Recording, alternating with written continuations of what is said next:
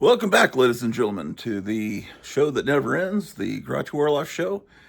Coming to you from the Hotel Orloff, watching cartoons. Better turn that sound down. Watching cartoons on a Saturday morning, of course. You got the Hulk playing on throwback television, but that's heavily copywritten by the Disney Corporation that bought up all the Marvel stuff, so got to turn that sound down. Or I'll have to go back in and delete the sound, you know how they are. So, it is April the 11th, 2026. I have an amazing AOK to show you here in a few minutes. Actually, two AOKs from Charlton 66. Birthday presents. My birthday's coming up in 9 days. We're going through the entire comic collection. That's what we started doing. We're up to K in the alphabet. And this is, again, just comics from 1971 and up. All the comics from the Silver Age, the 1960s, late 50s, and all the comics from the Golden Age are, we'll look at those separately. But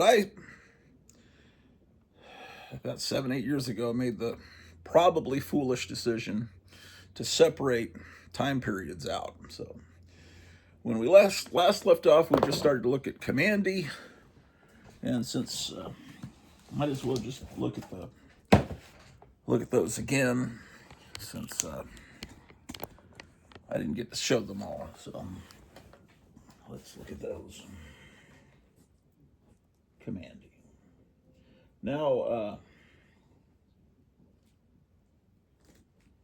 Jack Kirby got the hell out of Dodge and left Marvel in 1970. And he'd been, he felt like, Jack Kirby played an equal role, if not a 60% role in creating most of the Marvel superheroes. And some people say that it was all Jack Kirby.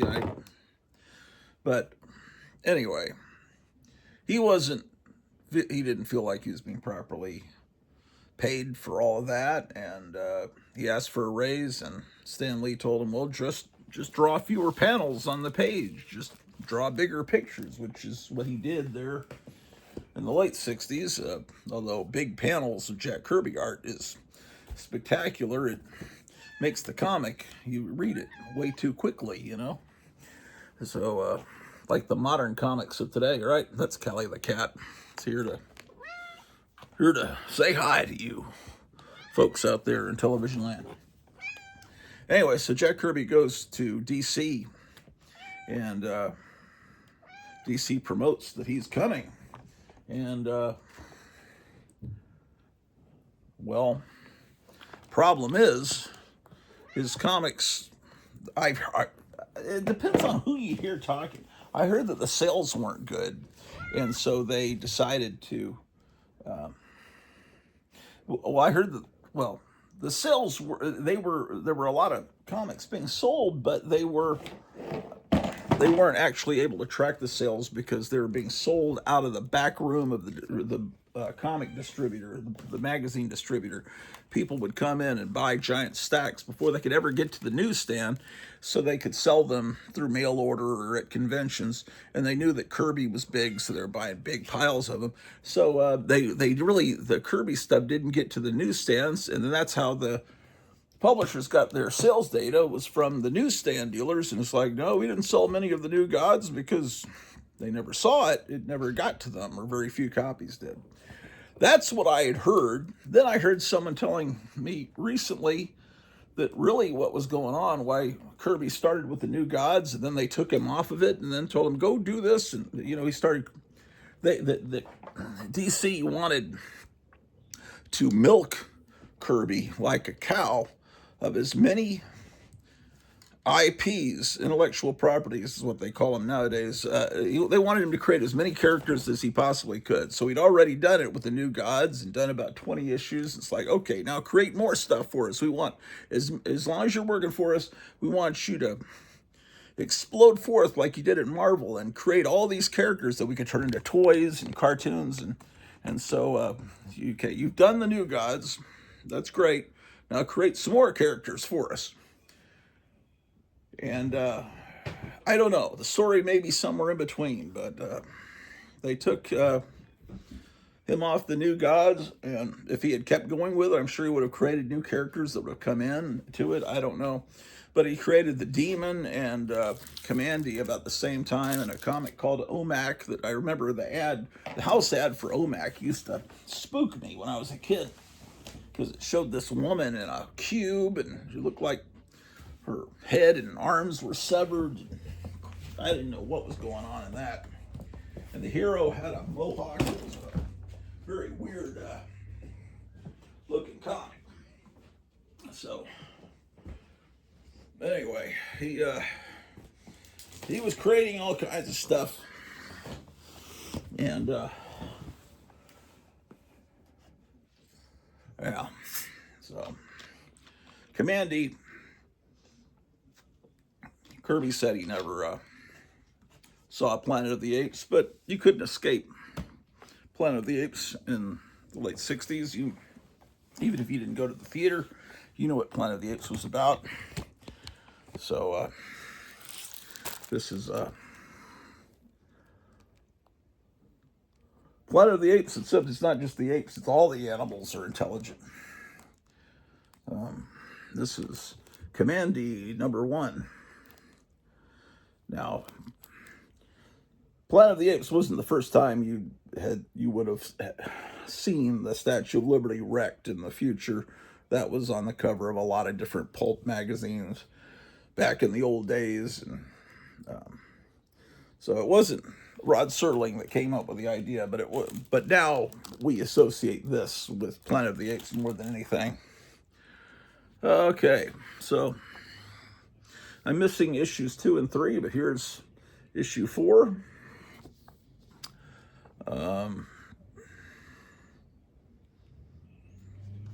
It's really raining outside. I don't know if you can hear that or not. So,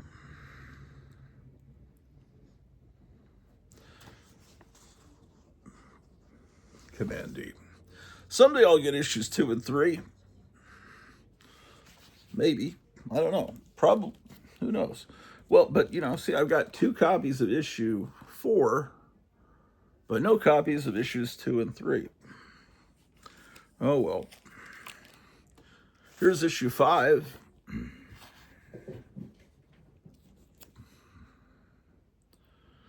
One of you must die, that it shall be the yellow-haired animal. Okay. Number 6. He's got this primitive Nova type girl. Notice she's not barefoot. She's got like little ballerina slippers. Is that throughout the comic? I remember. Look at that. Why would a primitive girl have shoes on? I don't know. Let's see. And what's odd is that she's portrayed as not having a top on in a code-approved comic, and it's just always well-positioned hair. Yeah, she wears little shoes. I guess that's how they're distinguishing it from Planet of the Apes. Okay, issue 6. I'm missing 7, 8, and 9. Let's see, what time period are we dealing with here? This is issue 10. Obviously not my childhood copy because I wouldn't have treated a comic this poorly.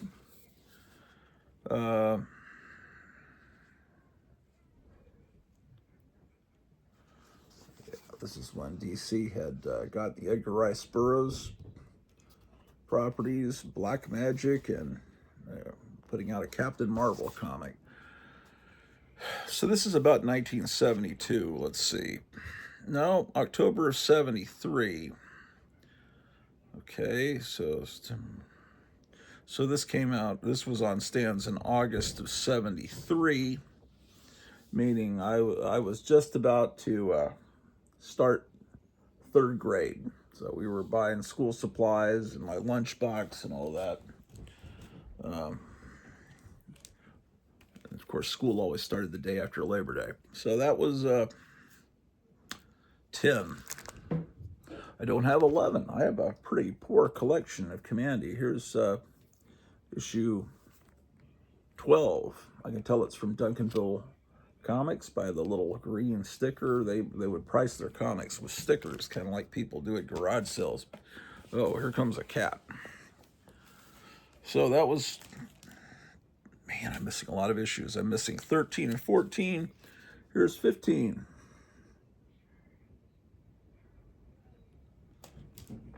Oh, another copy of 15 that is not bagged and boarded.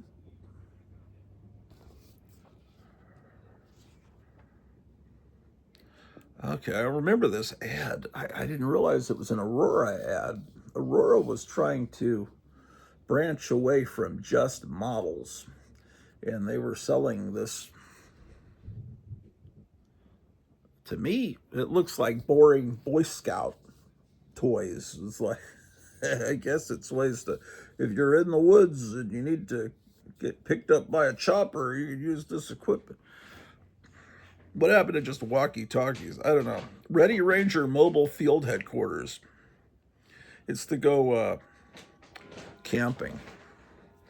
Yeah, someone took over Aurora, and oh, it was Nabisco. That's right, because Aurora put out those the monster scene kits, which I used to call torture scenes, and someone's reissuing those now. Some company.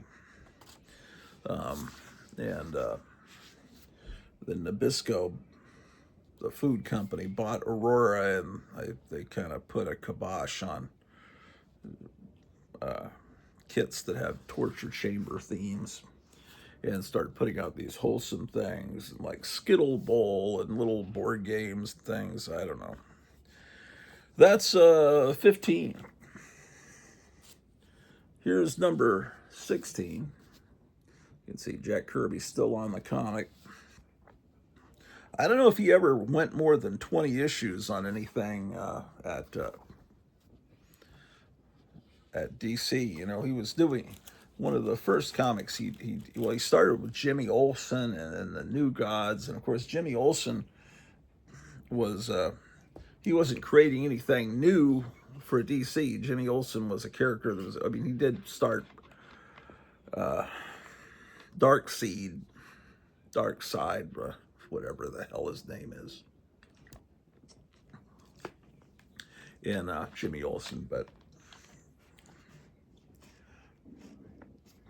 I think his name is Dark Side because that's what they call him in the movies.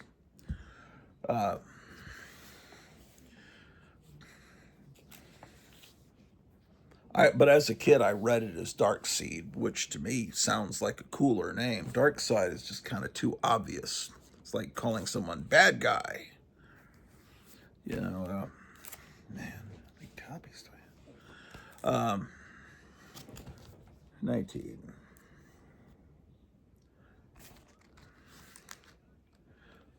Okay, this was 16, so I'm missing 17 and 18. Here's 19.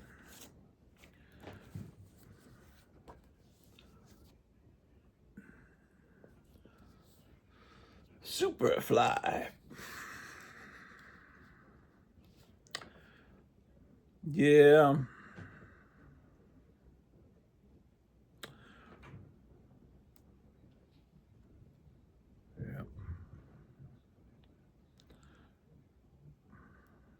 The artwork, maybe it's just who's inking it. It just seems a little cruder than it did at Marvel, but it's still great. It's a big 2-page spread.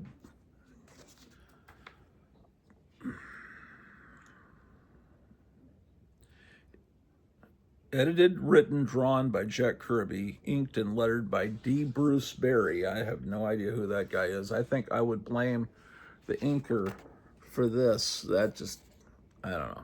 But maybe he was Kirby's next door neighbor or something. I don't know. 19. Missing 20. Here's 21.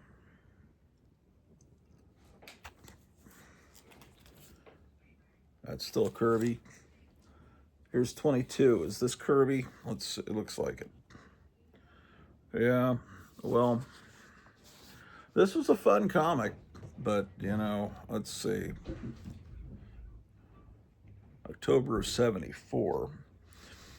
It was in 1973 that CBS started showing the Planet of the Apes movies on Friday nights, one after the other, over a span of about 6-7 weeks.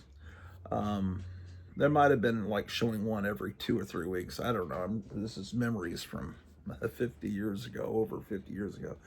But I think after they showed the Planet of the Apes movies, kids my age became big fans of Planet of the Apes that had really kind of missed it the first time around, because when the Planet of the Apes movies were in theaters, I was, you know, learning to walk and all that stuff. Well, no. But, you know, 3-4-year-olds don't go to the movies very often. So I didn't see them until they were on television. This is issue 22. I'm missing 23, 24, 25. But anyway, this was obviously a Planet of the Apes comic. What do they call it now? Planet of the Apes adjacent. What are the cats getting into now? What are you guys doing, man?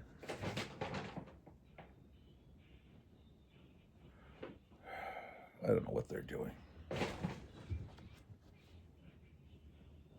What is that? Oh, they're playing with a grocery store paper bag. Why did they stop making paper bags and start making plastic bags? How is that better for the environment? Anyway, so Jack Kirby, who's inking him now? The thing about it's still D. Bruce Berry.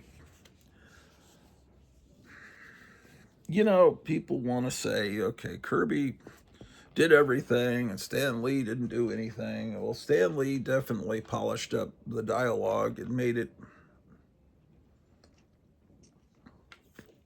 and gave the characters personality. And people have said that's not true, because look at these panels from Challengers of the Unknown from the 50s. These characters have personalities. Look, here's the guy that's angry, and here's the guy that's and it's like, okay, so they're one-note personalities, but they do have some emotions. But Kirby's characters, his art, his ideas are beautiful, but his dialogue was Stan Lee. I mean, Kamandi's personality. The personality of the demon? I mean, do we have? I can't. The new gods. I can't tell you.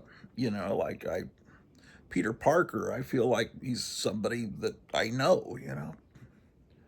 And so the Kirby characters, without someone coming in and help, so him writing the dialogue is not the best thing, in my opinion. But we all know that. Some people don't admit it, but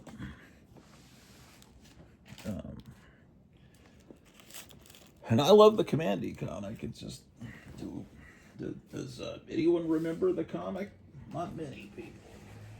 All these new collectors, they're not looking for it. It doesn't have key issues. It's no key. Where are the key issues? Why would I buy something that doesn't have key issues?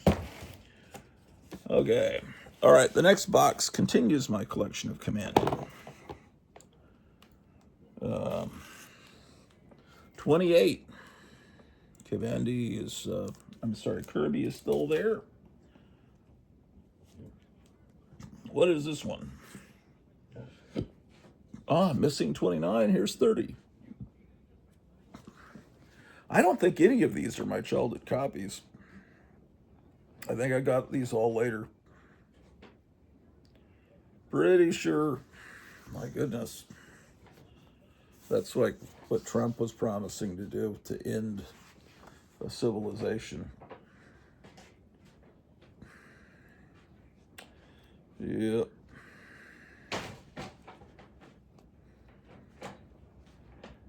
Well, I'm glad I'm not draft age.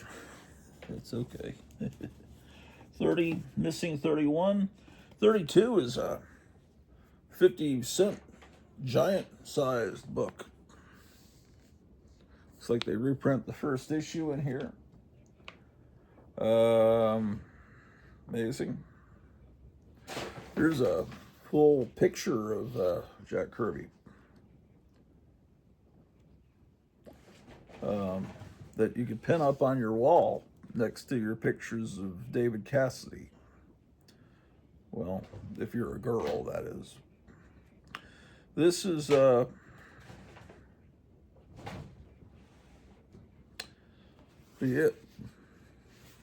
I don't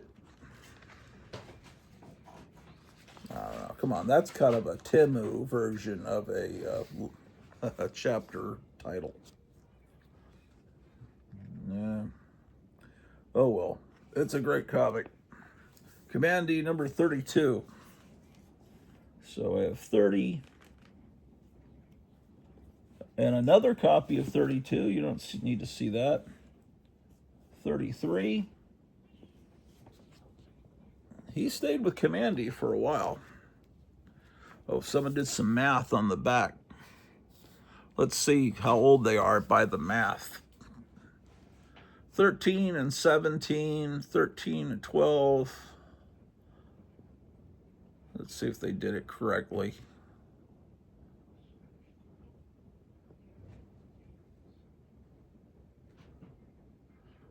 Man, they're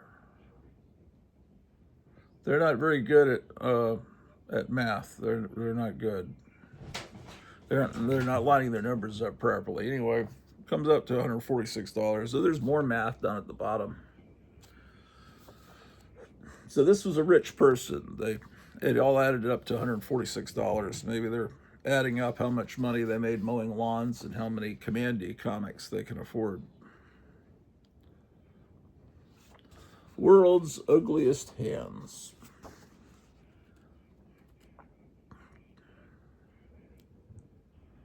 Okay. You've never read anything like this. Sure, our young hero's been shanghaied, but by a UFO? Sure, he's on a desert island, but with a dog scientist? And now they're watching a naval battle being fought by tigers and gorillas. This is far out? This is too much? Not if you've come to Earth AD, friend, and follow.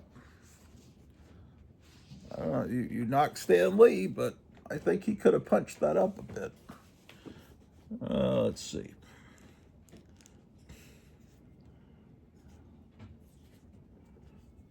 I'm not knocking it. I love this comic.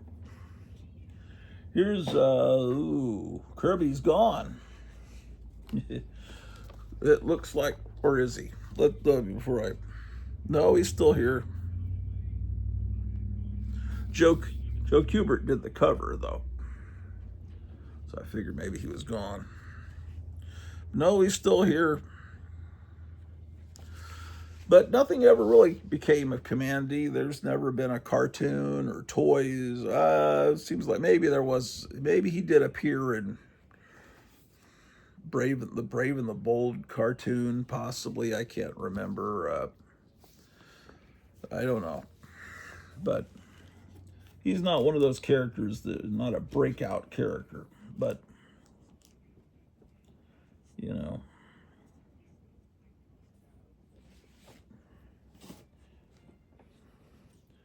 $35.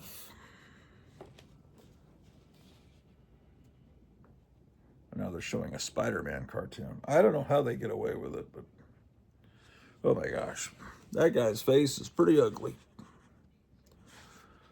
That looks like that would be a good album cover, right? Not Meet the Beatles, but I don't know, what would you call that band?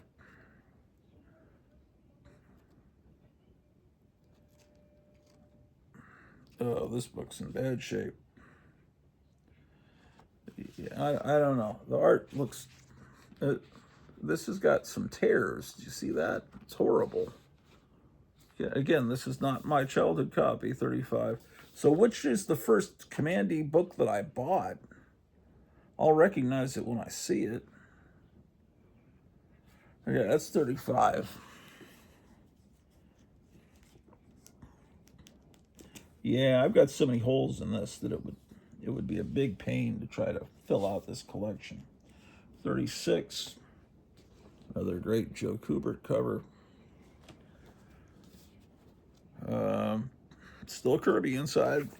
I love this Mort Drucker illustration of the shrunken head, the Vincent Price shrunken head kit.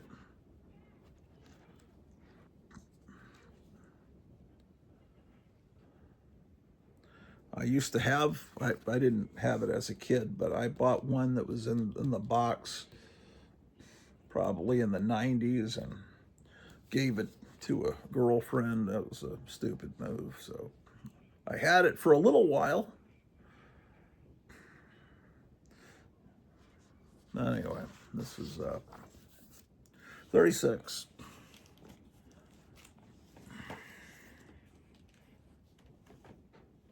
Okay, we're coming up. I see some. I'm starting. Okay. 37. Looks like I got this for $3 a few years ago.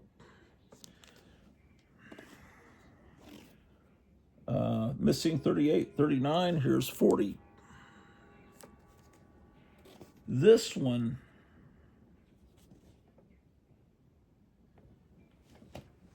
I'm pretty sure this is a childhood copy. This is a copy I bought off the newsstand, 42. I believe that is correct.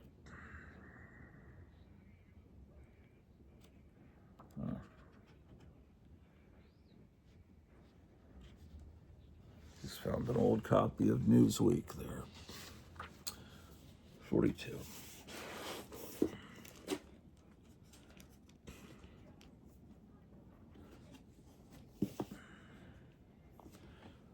A 100% I know this is a childhood copy, 43. Now here we have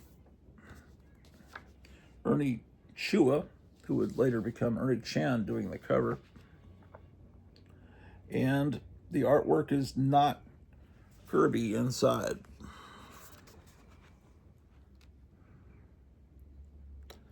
It's this comic book continued on. Oh, I don't know, man. Some of this looks like Kirby.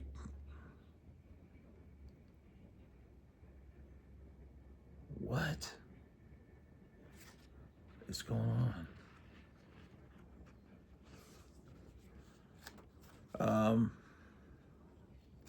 Okay, this is definitely not Kirby.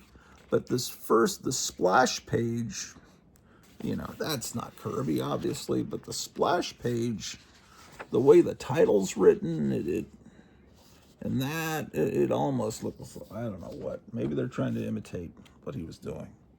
43. Here's 44 with another great Ernie Chua cover. When Ernie Chua came along, let's see.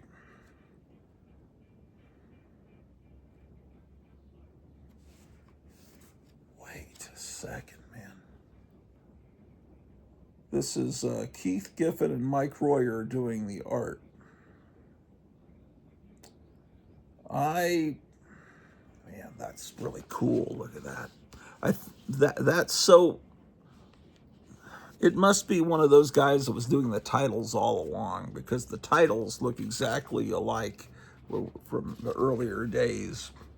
And I don't remember Kirby ever doing titles that looked like that when he was at Marvel. So I think they were behind. I think Kirby turned in the books and had someone else do the chapter titles. Has to be.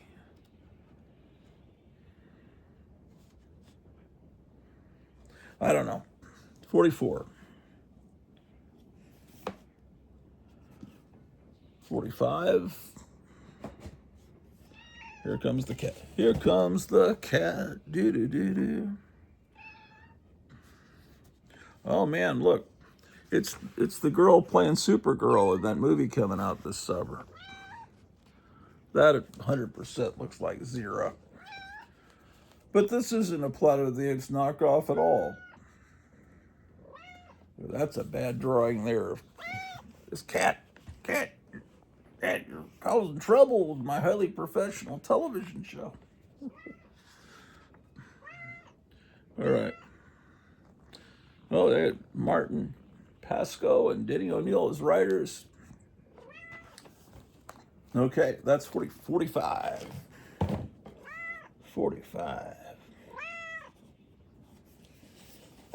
There's a Betty and Veronica wine out.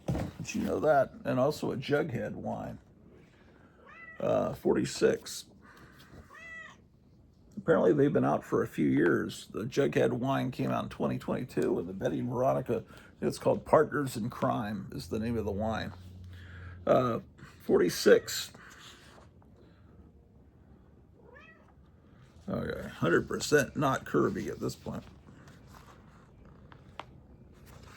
Yeah, this is not Kirby art.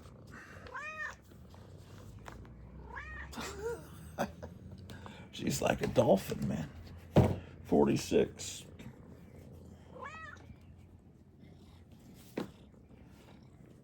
What is it you want, man? You had breakfast. She was like a hobbit. She wants a meal in between breakfast and lunch. Here's 47.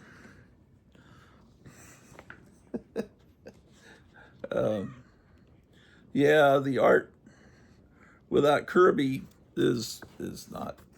Who's doing the art? This one I remember as a childhood copy. Oh, they got Ernie Chua and Alfredo Alcala in here. Ow. Ow, man. Now she's bringing out her claws. 48.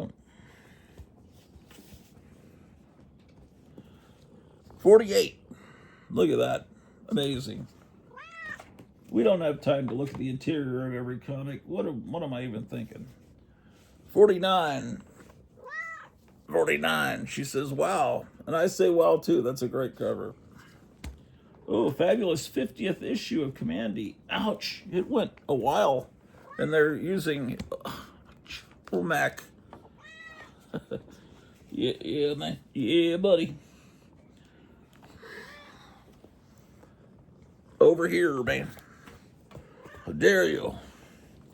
We're trying to be nostalgic here, Cat. 51, 52, 53, 54, 55. I need. Here's 56. I mean, I don't need them that much, but it'd be nice. 57, 58. Here's 59, and that's the last, ouch, issue of Kamandi that I have. There's this thing, the Kamandi Challenge. I don't even know what this is from recent years. And that moves us to the Karate Kid, which has nothing to do with the Ralph Macchio movie from 1984, but since DC had a character called the Karate Kid in the Legion of Superheroes, the Karate Kid movie producers had to acknowledge DC in the credits of that movie. A movie I've seen too many times because I worked in a movie theater the summer it came out, and that happened to be showing at the theater along with Ghostbusters, third Star Trek, second sequel to Raiders of the Lost Ark. What else played? Bachelor Party with Tom Hanks, Sheena, Conan the Destroyer. This cat's distracting me. Okay. Hold on one second, ladies and gentlemen. And how could I forget the immortal Purple Rain, starring Prince? I don't know. Yeah, a lot of movies playing that summer. A lot of taking tickets, tearing them, a lot of cleaning up, picking up cups that some hick had spit tobacco into. But those were the days, my friend. Okay. Karate Kid number 6. This used to belong to John F. Kennedy. No, it was John Lennon's copy. Karate Kid 12. And that's my stellar collection of the Karate Kid. Here's a childhood copy. I remember buying this at the PX in San Antonio, Texas. It's Ka-Zar number 1. I know it's Ka-Zar, but I'll always call him Ka-Zar because that's what I called him when I bought that comic. Here's Ka-Zar number 2.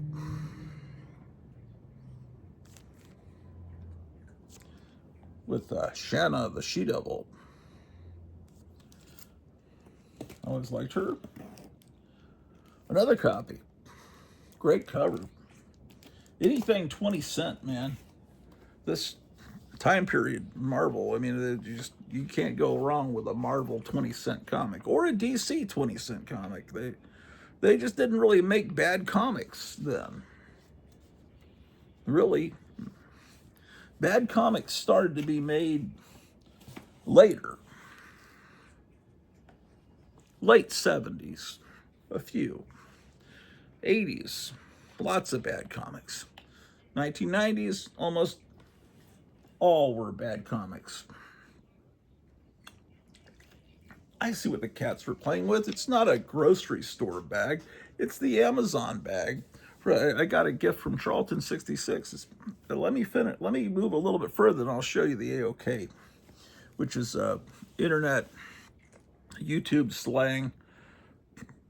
Maybe it's just in the comic book people for an act of kindness. When someone is kind and sends you something neat in the mail, they call it an act of kindness, AOK. Here's Ka-Zar number 3. Ooh, that's nice. Oh, it's Frank Bruner. That's why. Imagine if a comic book came out today with a cover like that. Man, just all these covers are great, but this is a comic no one wants. No one collects this comic. Look at that, the way the logo is with the little green glow at the bottom. Oh, it's so great. Ka-Zar 6. That copy of Ka-Zar number 1 was my childhood copy. Okay, here's 6. Another copy of 6. And then I'm missing 7, 8. 7 and 8. Ooh. I hate when you handle a comic and then you turn it around and realize I was just touching something. Yeah. What was that? But anyway, this is the only copy I've ever seen of this issue. And this beautiful artwork inside, man.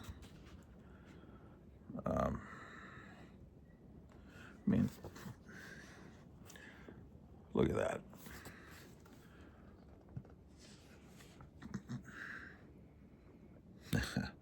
John Buscema, artist. Alfredo Alcala, finished art and letterer. Okay. Now, John Buscema did the pencils, and then Alfredo Alcala came in and finished it up. Now, I've heard people actually say they don't like it when John Buscema, I'm sorry, when Alfredo Alcala did the inks over John Buscema's art, because Alfredo Alcala put too much of himself into it. Into that, I say they're out of their minds, because two great art. Look at this, and it's. Man, I need to get a better copy of this. Is what I need. Oh, like this one. Apparently, I do have another copy of it. Okay, never mind. Here's number 9. Here's a number 9 that's not bagged and boarded. Let's see if, Count Dante. I just did a song about Count Dante with Suno.com. Yeah, and in fact, I've got about 10, 15 hours of music to play. Count Dante, the deadliest man alive, who will teach you how to become a deadly assassin. Number 9. Oof. John Buscema and Sonny Trinidad, artist. Oh, okay. I've never seen it done that way before. They're not crediting one person with pencils and one with inks. It just says John Buscema, Sonny Trinidad, artist. So, Sonny Trinidad, I would assume, is from the Philippines.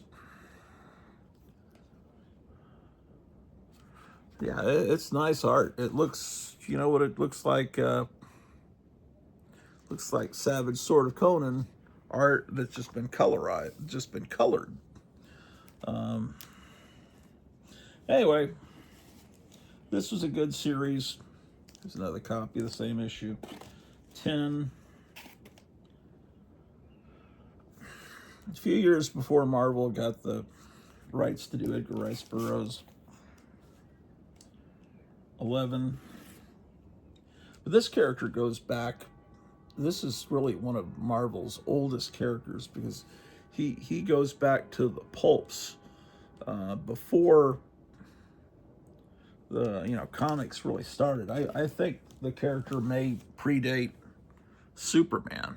I think I've seen pulps with the name Ka-Zar or Ka-Zar, and they're from Timely, from same basic company, Marvel, that were from the late 30s. 11.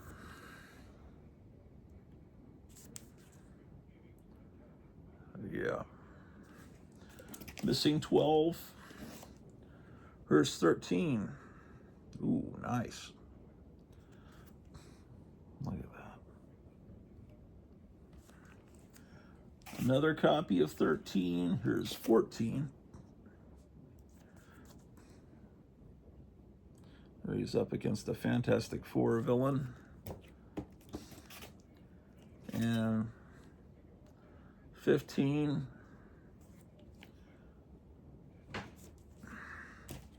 Another copy of 15. Missing 16. Here's 17. Man, it went for a while. I didn't realize that they're about to go to 30 cents. Missing 18. Here's 19. Went into the barcode era. 20. Nice. Okay, so that series, I don't know when it ended, but that's the last one I have. Then in the early 80s, they bring it back as Ka-Zar the Savage. Now, the logo isn't as spectacular as it was on the previous series. It's artwork's pretty, looks good. Who is the artist here?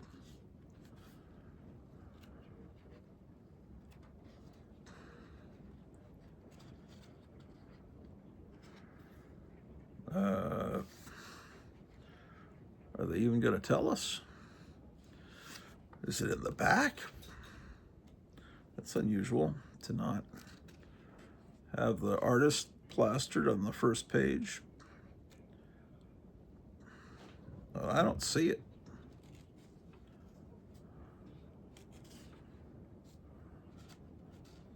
Anyway, somebody drew it.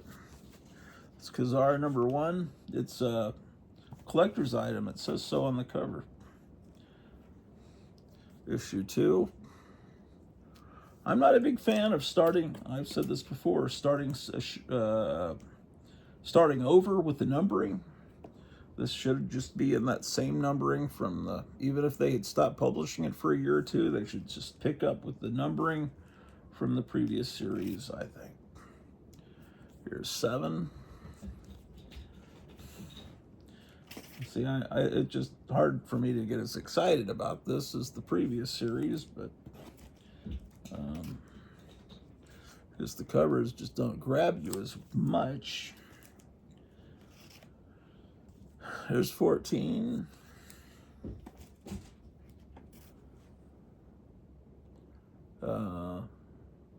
15. Why is he fighting her?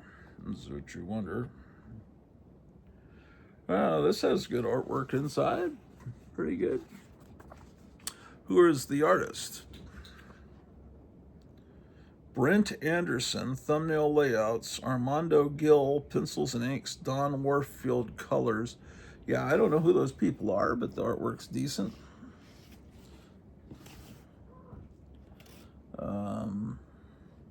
18.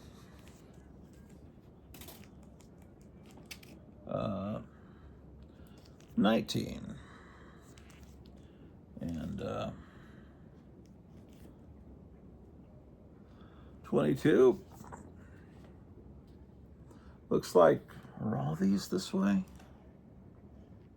Yeah, you know what?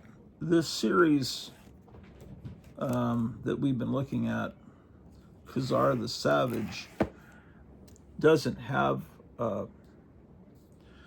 Comics Code seal. So this was sold, this was a direct distributed, only sold in comic book stores thing. So that means it could have slightly more mature themes, usually not anything.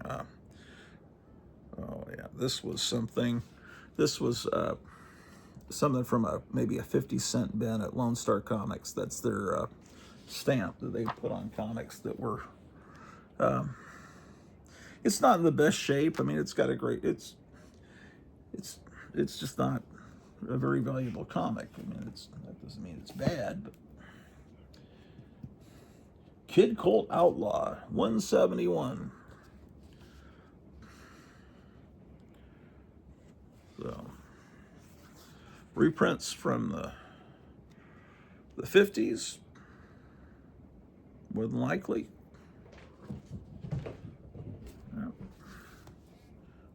Possibly early 60s. 171.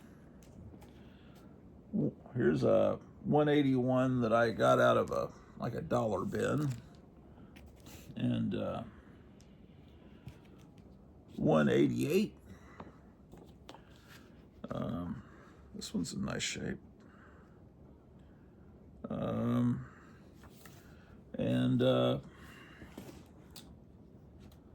224. This one I bought off the newsstand. Those other ones I got later. And the only reason that I probably bought this off the newsstand is 1977. I can't even explain why. Usually it would be the only comic there that looked remotely interesting, but I can't imagine why that would be. Maybe I had everything else on the newsstand. I doubt that would be the case. That would have been usually my last choice of okay. This is Kill Raven, some miniseries. Kill Raven was in, what was it, Amazing Adventures. Here's 2, and looks like I don't have anything else. And here's a preview of Kingdom Come. This was something that came out in the 90s that I liked. So I have all of these. I remember getting this when it came out. This was, I think Alex Ross had first made a name for himself with a series called Marvels, and then he did Kingdom Come, and then after that he was, you know, the greatest thing in the world. This is Kiss Classics. It reprints the Kiss magazines from Marvel, the entire magazines that came out in the 70s. So that's a cheaper way to get those. I've got some more copies of Cobra that I need to get from Gotham City Comics. Cobra #1. Here's Cobra #4. So I probably have Cobra 2 and 3. No, these are out of order. Here's Cobra 2. Anyway, I've got some issues of Cobra waiting for me. And my birthday's coming up, so I think I'll be able to make a purchase. And this also came from the Lone Star Comics. I don't think it was a $1 bin. I think it was a 50-cent bin. But that was back decades ago, when 50 cents still meant something. Now they're doing away with a penny, or they've already stopped making pennies. And from what I understand is, if you're paying cash at a store, that they round up. Like if the price comes out $2.58, they will charge you $2.60. But if they're giving you change, they round down. So if it's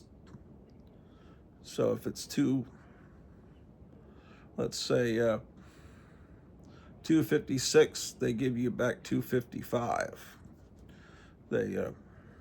Everything always works in their favor. That's what I was told. Is that true 100%? No, that's what I heard. This one's also from the 50-cent bin. Okay. 5. I'm waiting to get the other copies, and then I'll read through this, because I've never had enough of this to really read it. I bought a couple as a kid, and I didn't really know what the character was, and I kind of wanted to start at the beginning.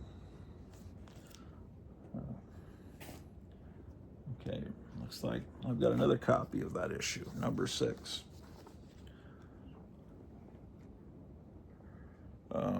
It's really raining outside. Now, I don't know if anyone collects this. I kind of doubt it, but yeah. This one also came from the bargain bin.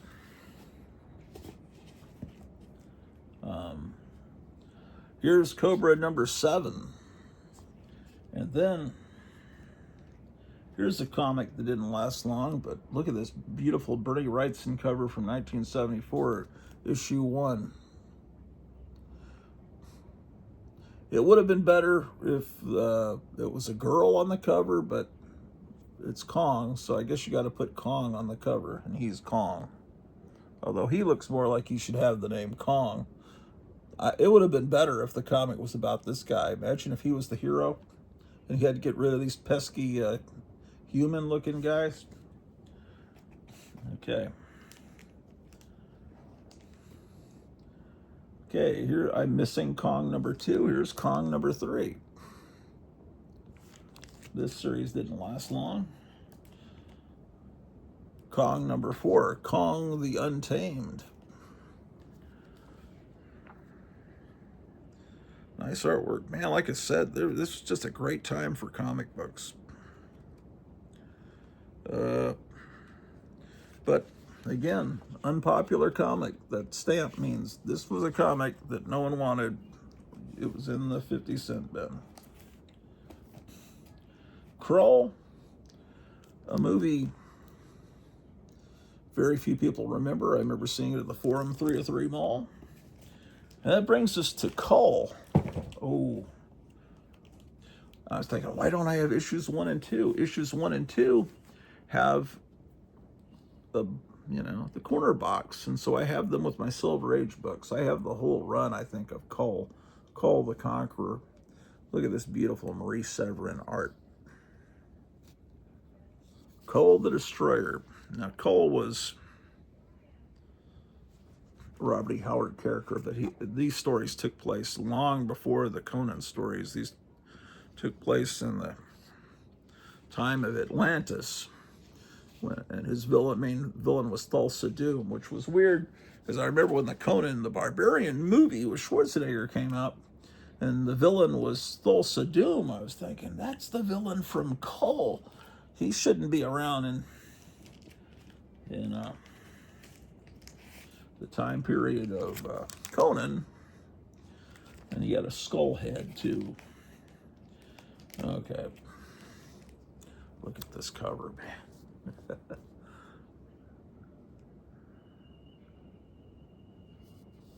And this wonderful logo.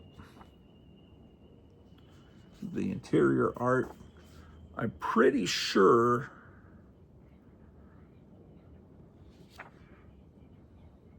Marie and John Severin artist. I forgot. Okay, so Marie Severin does the pencils, and then her older brother, did the inks.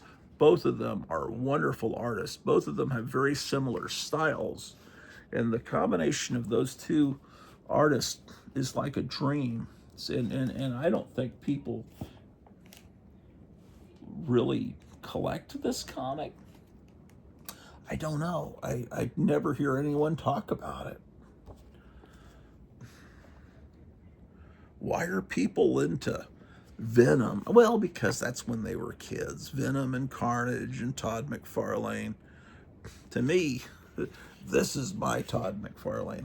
I don't care about Todd McFarlane. I mean, I guess he's made some kind of cool toys over the years. There's 6. Okay, they're playing Iron Man cartoons now.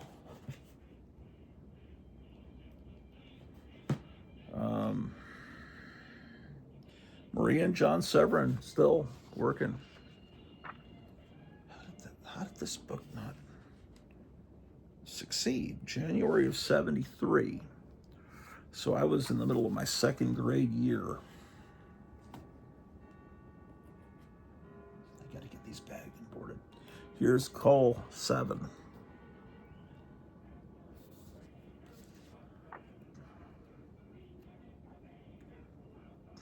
Still Marie and John Severin.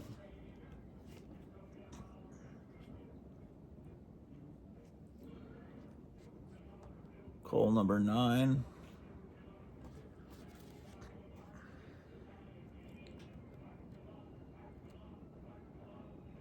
Marie and John Severin, artist. Man.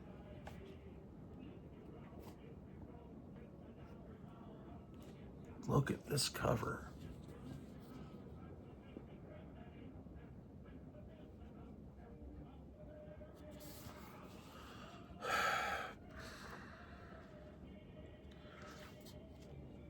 Look who's smiling now because he bought this comic book.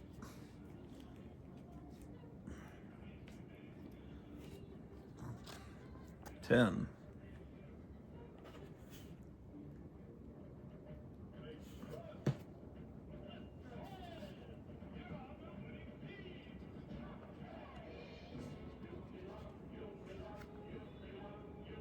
Now it's Marie Severin and Frank Chiaramonte, artist.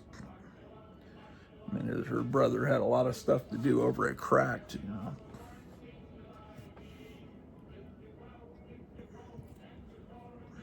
Here's 11. This is a great cover.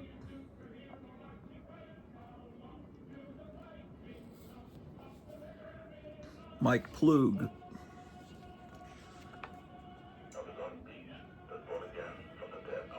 Michael Plug, artist. That means he's doing the pencils and inks. Oh, what a great time. Dracula Lives and Tales of the Zombie. We're starting. This is 2nd grade. This is what period? What, November 73? No, beginning of 3rd grade. I was in Texas by then. And incredibly, I'm missing issue 12. Here's issue 13. I've got to seek out issue 12. And this issue 13 is not in the best shape either. And it's Mike Plug, artist. Yeah, I've got to get 12. And then I'm missing 14. I need that. 15. Another copy of 15. 16.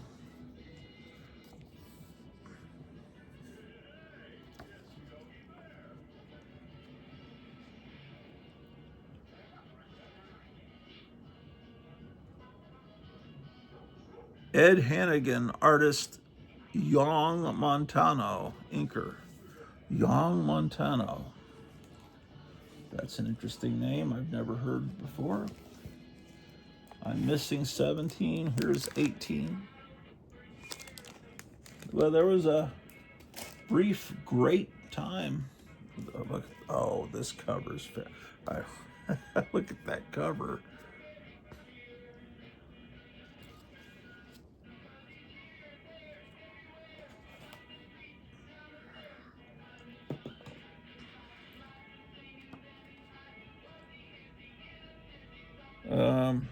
Alfredo Alcala, inker, Ed Hannigan, penciler.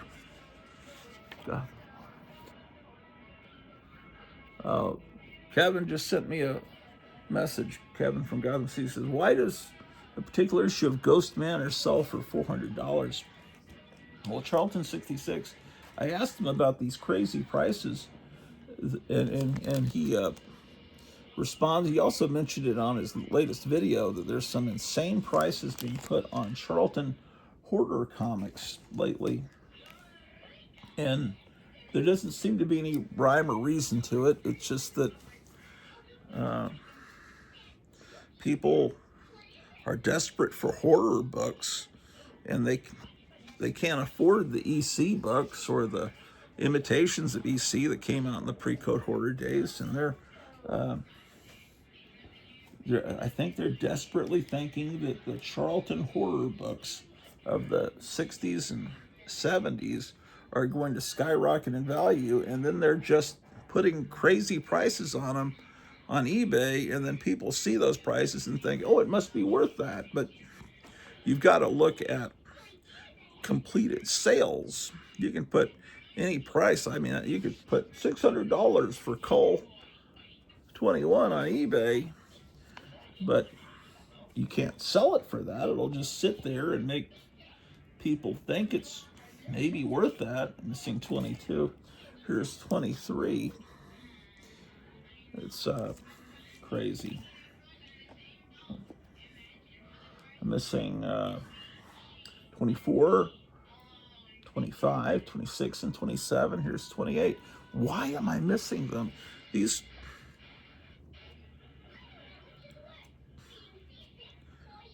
I don't understand it.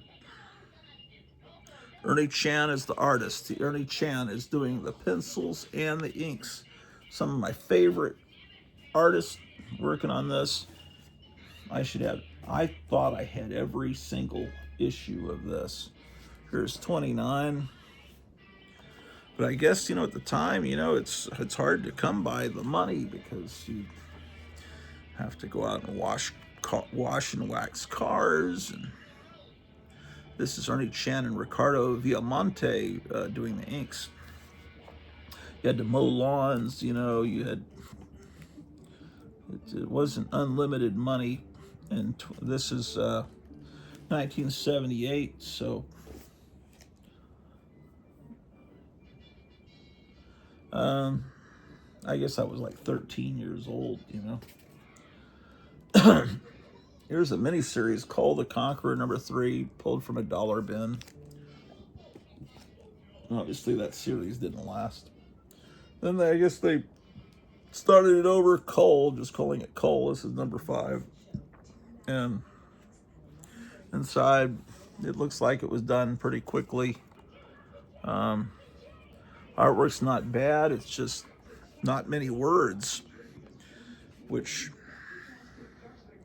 John Buscema pencils, Klaus Janson inks, Alan Zelenetz is the scriptwriter, and it reeks of 80s slapdash. 84. Yeah, the Robert E. Howard titles that were done after the Conan the Barbarian movie came out, it just seemed like they were rushed. And then there's this Legends, which I think was like a Secret Wars. DC trying to do a Secret War, it's the 80s. Some of this has something in it that's important. I think this character, Amanda Waller, I think, what's his face, James Gunn was going to do a TV series about her. I think that this might be the time period that James Gunn is really fond of. Notice Vigilante. I think that this was, this introduces the something or other. There's something introduced in this that somebody cares about because it was in something. I don't know. I don't know. Why do people care about? Oh, it's John Byrne art, maybe. Um, maybe penciler. I don't know. I don't know what. I think I didn't buy this when it came out. I bought them later, and so this one has some importance. It introduces uh, some organization that Peacemaker was part of. What was it called? I don't know. This is the 80s. The comics started to get kind of weak. Uh, I can't remember the name. I'll be able to tell you as soon as I turn the camera off. This has a neat cover. Um, it's on slick paper. I don't know what. $5. When did this come out? 1998. Yeah, this was pricey. There's a Doom Patrol story made to look like it's done in the 60s. Looks like they're trying to do this in the style of older comics. They're trying to make it look like a 60s story. That's probably why I picked this up. Another copy of it. I have no idea why I own this, but $8. Wow. Legion of Monsters, Satana. I always liked the Satana character. I just did a couple of songs about her on Suno, but this looks like it was just bought for the cover. Legion of Superheroes comics.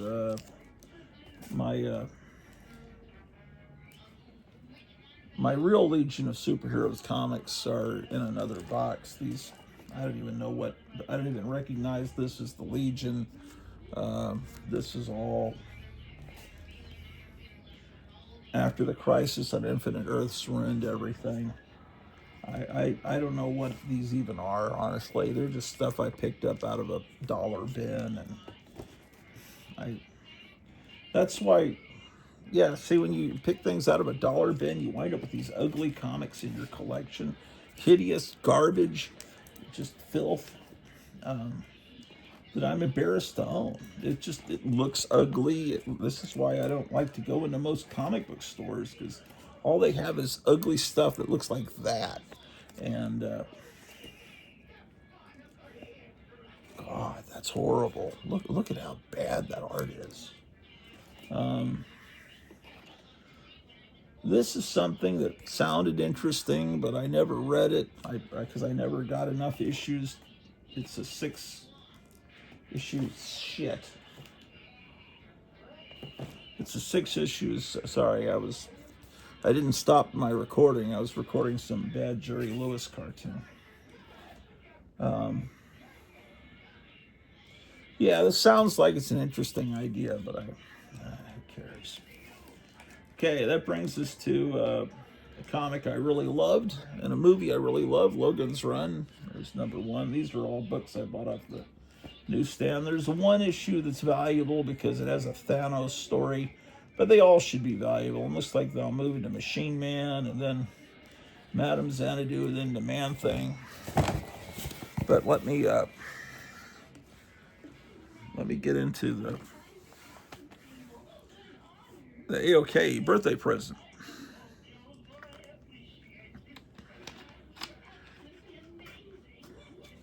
I'll start with what I got yesterday.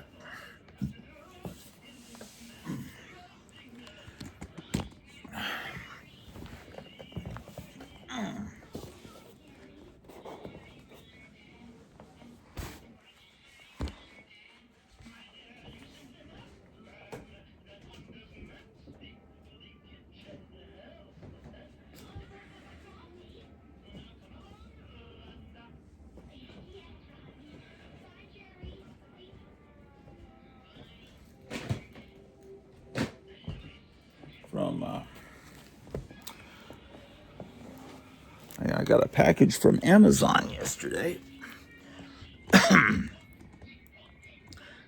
The Charlton 66 sent me 2 CDs.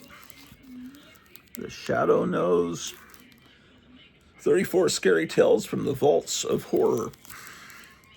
And this is from the Bear Family record label out of Germany.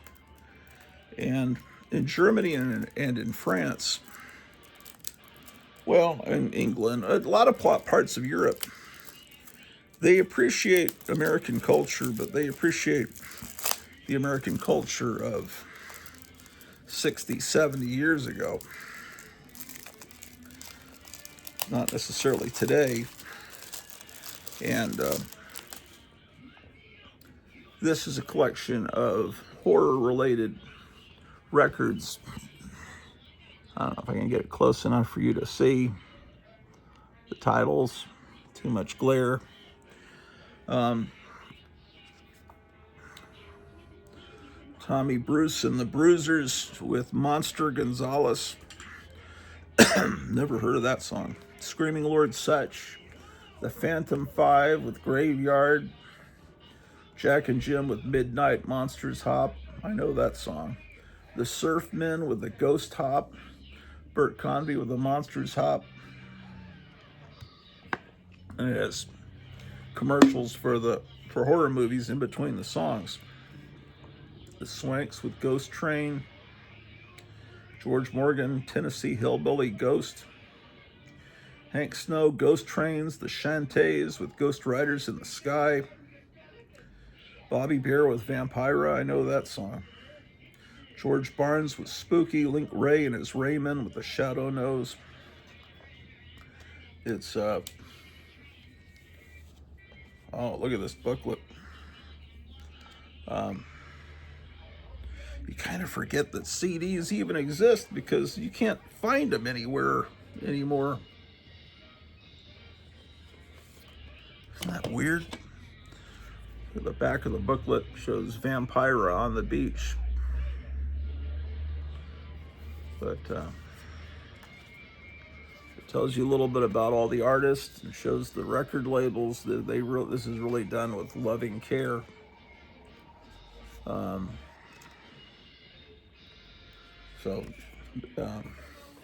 Thank you so much, Charlton. This is amazing. And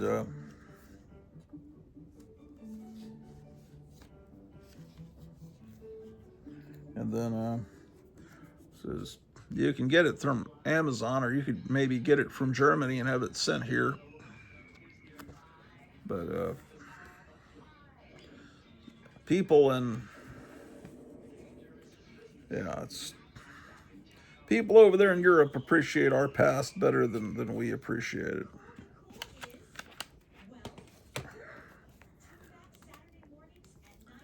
And this is the sequel, The Shadow Knows More. And here you've got 34 tracks.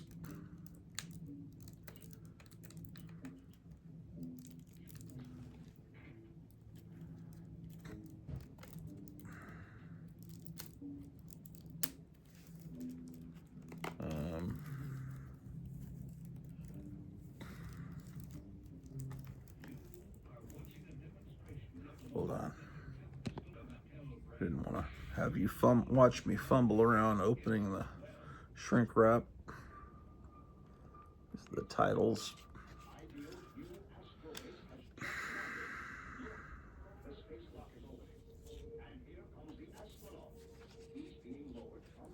Oh, it's the Destination series.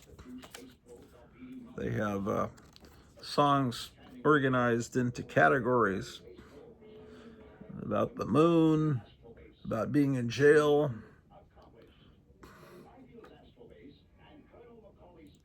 Looks like this is all songs about cavemen and dinosaurs. Jeez. Now, if you could go into Walmart and find CDs that look like this, it'll never happen. But you could sure find some Taylor Swift CDs. Oh well.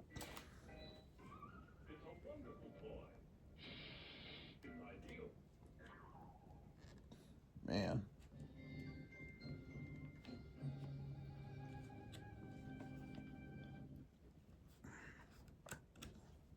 It's weird that it's cool that records have taken back over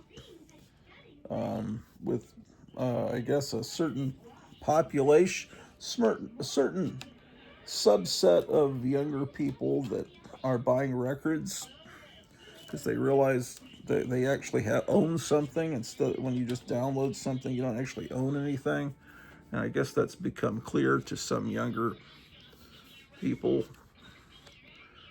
I don't like that they call them vinyls instead of records, but you know, that's just one of my quirks.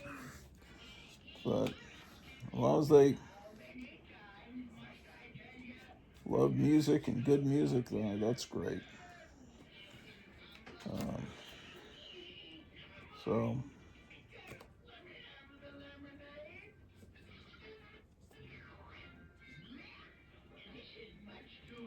sometimes there are people that just bootleg this stuff and put it directly up on YouTube. So there's a chance there's probably every song on here you could probably find on YouTube if you just freeze frame this image. You could go look up all these songs but this is definitely the way to go. You have them all together.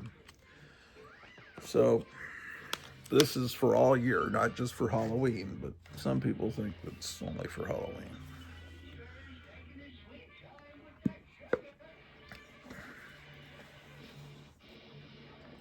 Yeah, I remember this Jerry Lewis cartoon. I just don't remember ever watching it. I don't think it's going to be as much fun as the DC Comics Jerry Lewis. Hold on. I also got this postcard. Look at that. This is from Jeff, who is goes into Gotham City Comics. He's a customer there, and he watches the show, and he put some money down for me at Gotham City Comics, which allowed me to get that George Wilson book, and so I got that as my first birthday present because of it. But he created this card himself that says Monster Bash Family Vacation. Get ready for a retro summer Monster Bash, Marriott Pittsburgh North, June 12th through 14th. So if you live near there, it's something to look forward to. Not too long from now, a couple of months. But he's apparently going to it, which would be great. That would be a real dream. It says, "Hi, Grottu. Guess where I am going? Guess where I am going? Really, I'm not. The reason I'm having trouble is they put this stamp over his writing. It says, really, I'm not trying to gloat much. Seriously, though, if it weren't for you and Kevin, I probably would never have heard of Monster Bash. So thanks for helping me to discover my inner monster kid. Best, Jeff. P.S. I'm listening to the Grottu Orloff radio show while writing." That's cool. This is great. Thank you so much, Jeff. The Monster Bash. I remember there was something called the Fright Fest back in Texas, in Dallas, and I thought, oh, this will be great. Everyone's going to be into monsters there. And when I got there, I realized they were just people into Jason and Freddy and just the gory modern stuff. There weren't many people into I'm sure there were some, but for the most part, it wasn't people into the classic stuff. It was just, a bunch of, it's all right. To each their own. Let's see. So also Charlton, in addition to those two CDs, sent me some, and I'm always looking for issues of Sugar and Spike from Sheldon Meyer. This is just a great comic. I'll open them up and look at them in the next episode. But I've got to get downstairs to start my radio show. Speaking of radio, she was just talking about listening to my radio show. This is number 60, And it looks like it. I know it came from up there where Charlton 66 lives, but it looks like at one point this copy was down in Texas. I'm thinking, because that looks like a G minus, and that's what Lone Star Comics in Texas would do. They would write the condition on comics, so that says good minus, basically. So Sheldon Meyer also did the 3 Mouseketeers, and Sheldon Meyer is responsible for Superman existing.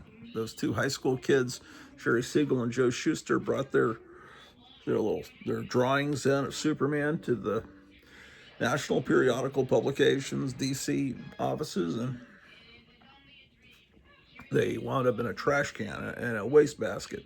And Sheldon Meyer pulled that stuff out of the trash can and said, we ought to give this a second look. And because of that, they went for it and published Superman. So maybe Superman would still exist from another publisher, but maybe not. So anyway, this is a great comic. There's some comics people don't know about. This is one of them, along with Herbie from ACG. You know, these are just fun comics. Okay, and this is number 69. Actually, maybe this wasn't from Lone Star Comics. It looks like, I don't know what that might not be a G on this one. It might be a 6, because this one, it has 12 written on it. And I don't know if that meant that someone was going to sell it for $12. I don't know.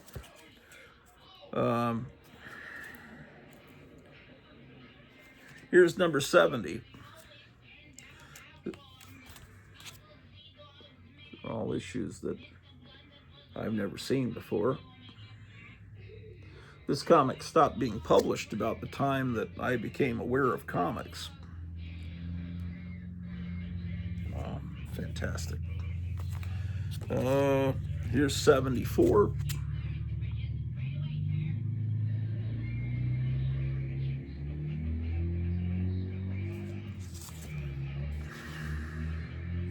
Oh, it's got that same thing there. It's got a 6 minus. And this one is 94.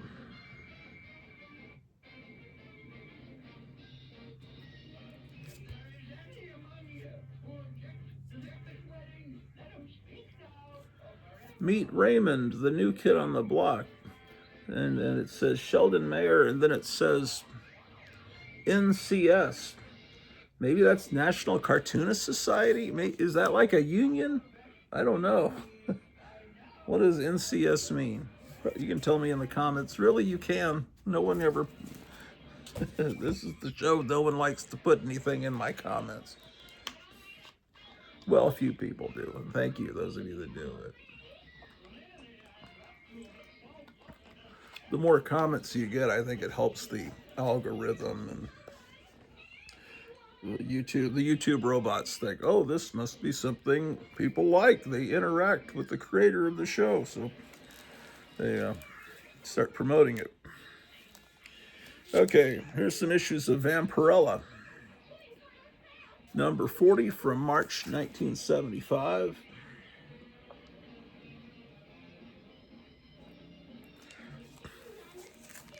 These in order?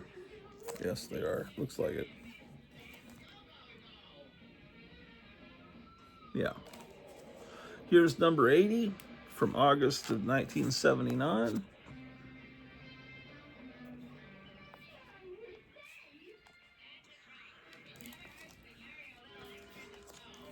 Number 92 from December of 1980.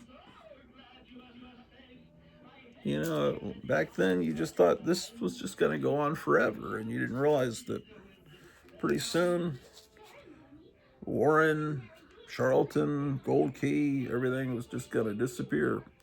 And this is from 1983. Some of these covers are from earlier issues, reprinted or slightly altered, looks like. So these are great additions to the collection. Oh, it's a super special Christmas holiday issue with color. Look at that. How about that? Okay. So let's head on downstairs. All right. Let's I think I've got everything.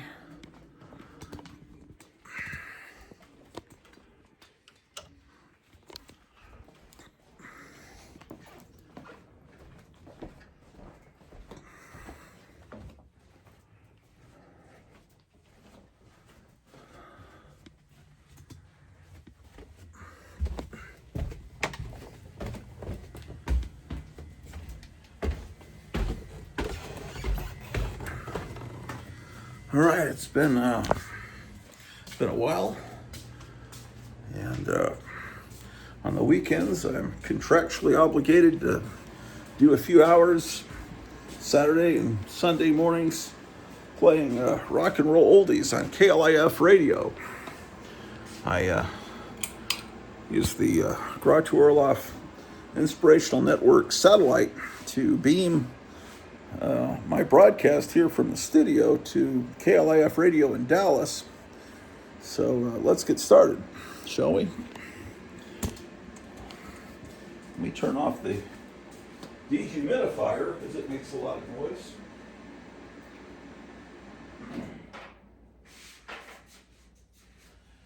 Let's see, what do I need to do? Anyway,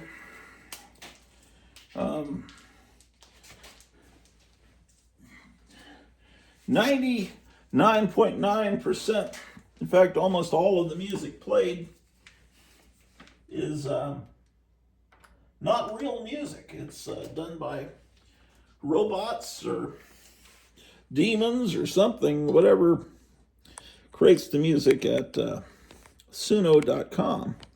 So what I'll do is I'll tell Suno.com, I'll give it some lyrics or an idea, and I'll tell them what instruments I want, what style of music, what time period it should sound like. All the details, and then I press a button and some evil robot creates the music. It's really a lot of fun. Let's see. Get some light.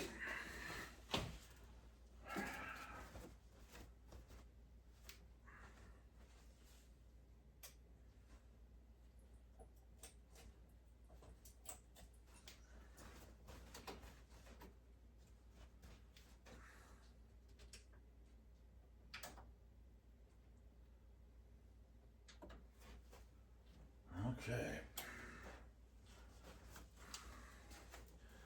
So. Nobody can stop this motherfucker.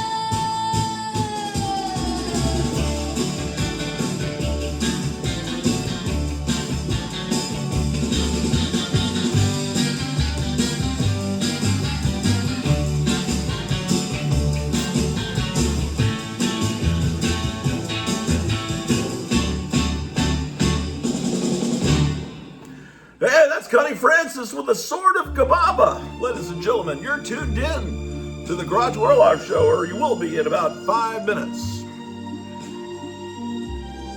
Here's Vic Damone from 1957 on KLIF 1190.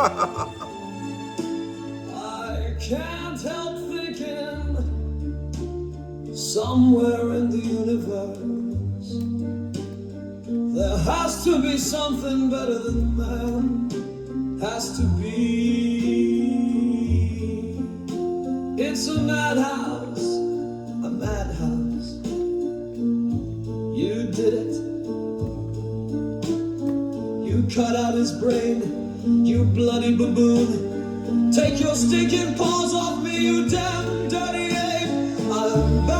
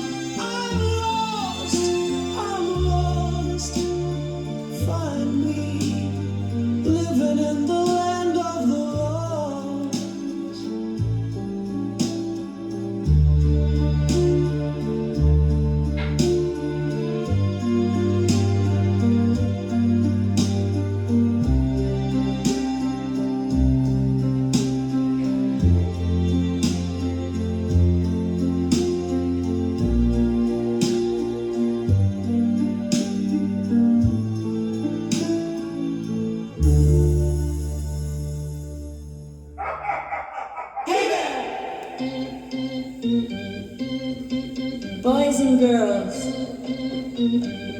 it's nice to be back here at Palisades Park. We're the Sea Monkeys. Here's the first song we ever wrote back in 1964. Let's go! 1, 2, 3, 4! Hey you, I wanna shrink your head and put it on my wall. Hey you, I wanna make your hair and do it like a doll.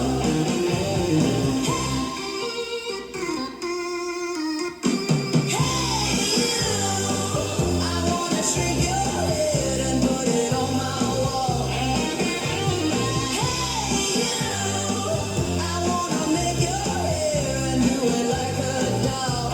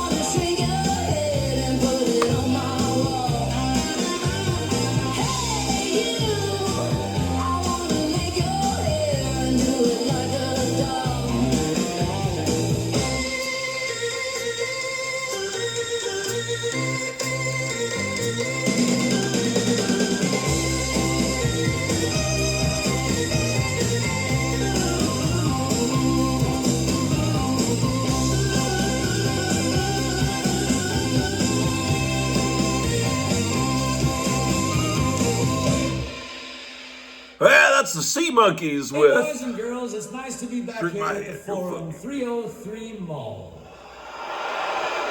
We're the Swinging Scrotums from Oak Cliff, Texas. Here's our new hit single. Let's go! 1, 2, 3, 4. Lee Harvey Oswald collected comic books, yes he did. He read them all the time, and look what happened to him. He turned out to be a juvenile delinquent. That's right, he was a JD. And here's the reason why. Ooh. All of those comic books he read, that's what made him turn out to be a juvenile delinquent. Did it every time. Just you wait and see. You just wait and see.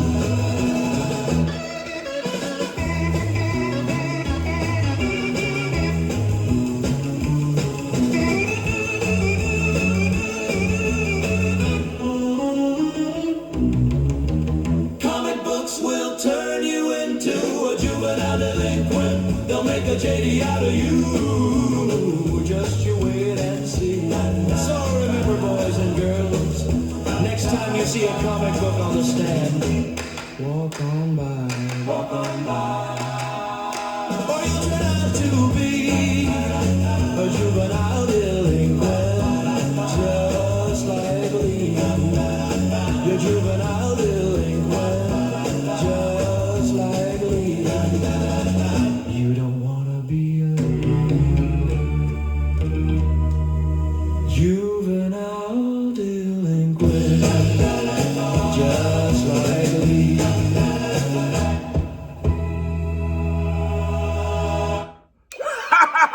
You're tuned into the Grottu Orloff Show Sunday morning. Where the action is KLIF 1190. 1047.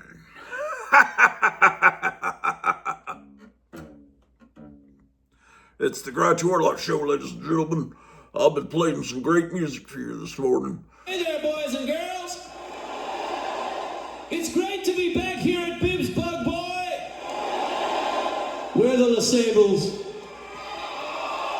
This is our new single.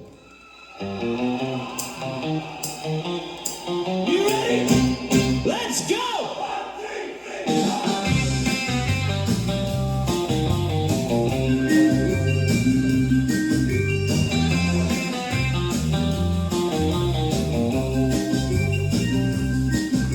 The girls on my beat, big boobs and long legs, holy shit, that's what I like. The girls on my beat, the girls on my beat, the girls on my beat, the girls on my beat. Big boobs, long legs, holy shit, that's what I like. The girls on my beat.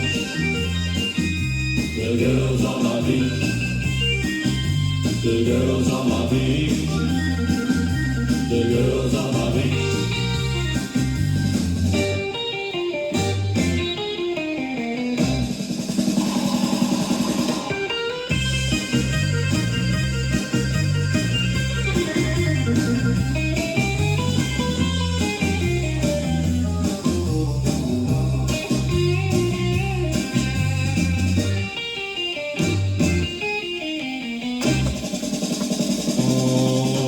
The girls on my beach, the girls on my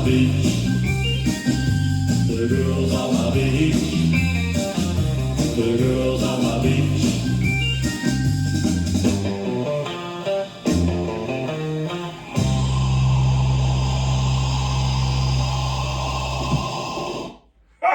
The Grottu Orloff is the best thing on the radio. He plays the music of your life. Holy shit! Thank you, Mr. President. Remember this big cliff classic. KLIF 1190.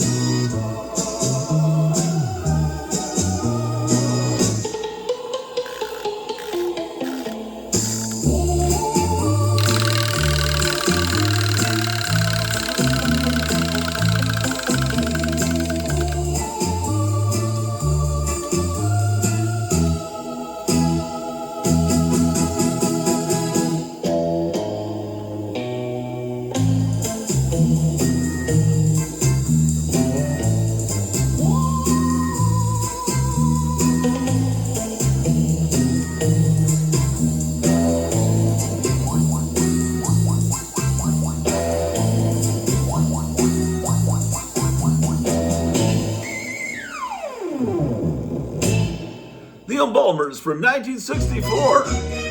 You're tuned into the Grottu Orloff Show, the music of your life on KLIF 1190. A love for comics started at a tender age.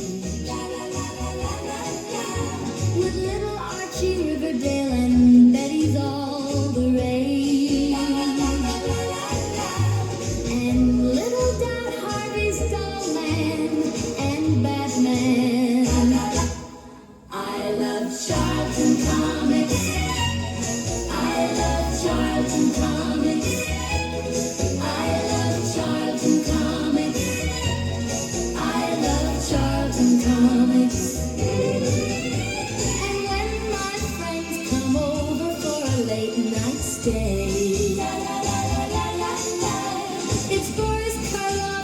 Count Dracula that takes our breath away. I'm reading comics with a flashlight, neath my covers late at night. I love charts and comics. I love charts and comics. I love charts and comics. I love charts and comics. I love charts and comics. I love charts and comics. I love charts and comics. I love charts and comics. I love charts and comics. I love charts and comics. You tuned into the Grottu Orloff Show, ladies and gentlemen. Saturday morning. Boys and girls, shit! It's great to be back here at the Sportatorium in Dallas. I'm Brick Diggins. This is my new hit single on the Sun label. Ready? Ready? Let's go! I didn't evolve from no monkey, baby, but you bring out the gorilla in me. Ooh, hot dog, you're my baby. I'm a monkey man. Shit on me, baby, holy shit, I'm the beast of Borneo. Monkey man, monkey man, monkey man, monkey man. Monkey man, monkey man, monkey man, monkey man.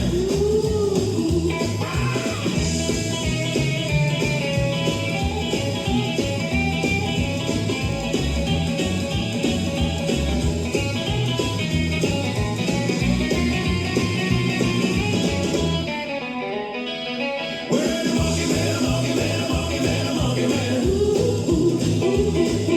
Monkey man, monkey man, monkey man, monkey man. I didn't evolve from no monkey, baby, but you bring out the gorilla in me. Hot dog, you're my baby. I'm a monkey man. Shit on me, baby, holy shit, I'm the beast of Borneo. I'm a monkey man, a monkey man, a monkey man. Monkey man, a monkey man, a monkey man, a monkey man. Wow, son.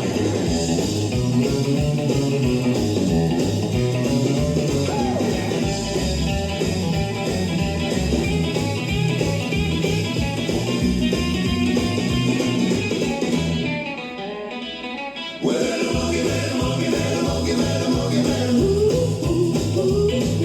Monkey man, a monkey man, a monkey man, a monkey man. I didn't evolve from no monkey, baby, but you bring out the gorilla in me. Hot doggy, oh my baby. I'm a monkey man. Shit on me, baby, holy shit, I'm the beast of Borneo. Yeah, man, it's KLF 1190.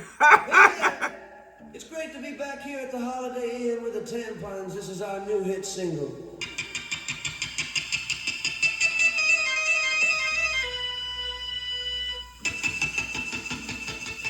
You ready? Let's go. 1, 2, 3, 4. My girlfriend came from hell. My girlfriend came from hell. With a smile on her face and a voice so sweet. Taking every single dollar I got. Taking every single thing I got. Oh, she took my heart and she took my soul. And she left me with a bill to pay. My girlfriend came from hell. She told me that she wanted to settle down. But then she ran off with a circus clown. And now she's with the high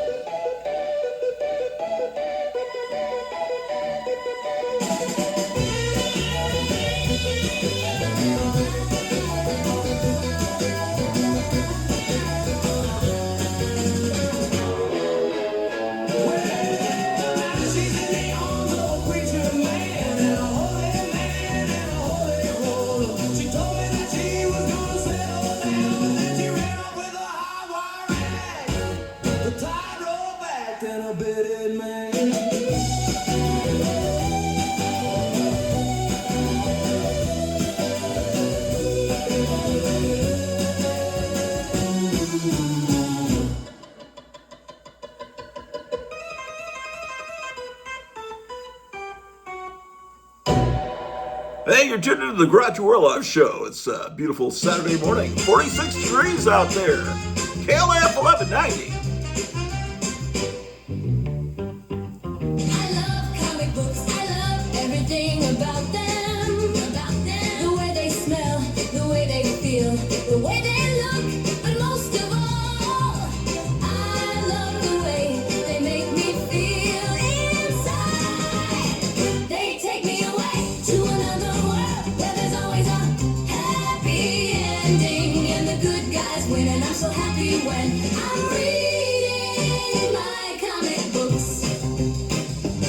I love Superman. I love everything about him. The way he looks, the way he acts, the way he talks. But most of all, I love the way he makes me feel inside. He takes me away to another world where there's always a happy ending and the good guys win. And I'm so happy when I'm with my Superman.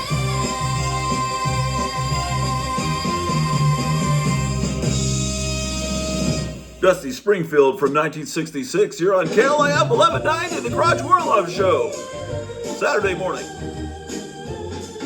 I'm going on a journey to the center of the earth.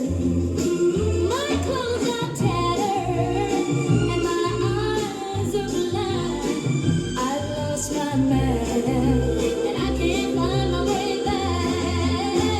And all I have to do is find my way to you. And if I could find my way back, then I wouldn't feel so bad. The sky is black and the stars are blue. The sky is black and the stars are blue. And all I have to do is find my way to you. The sky is black and the stars are blue. The sky is black and the stars are blue. And all I have to do is find my way. The sky is black and the stars are blue. The sky is black and the stars are blue. And all I have to do is find my way. Helen Shapiro with Journey to the Center of the Earth here on KLAF 1190, the Grottu Orloff Show.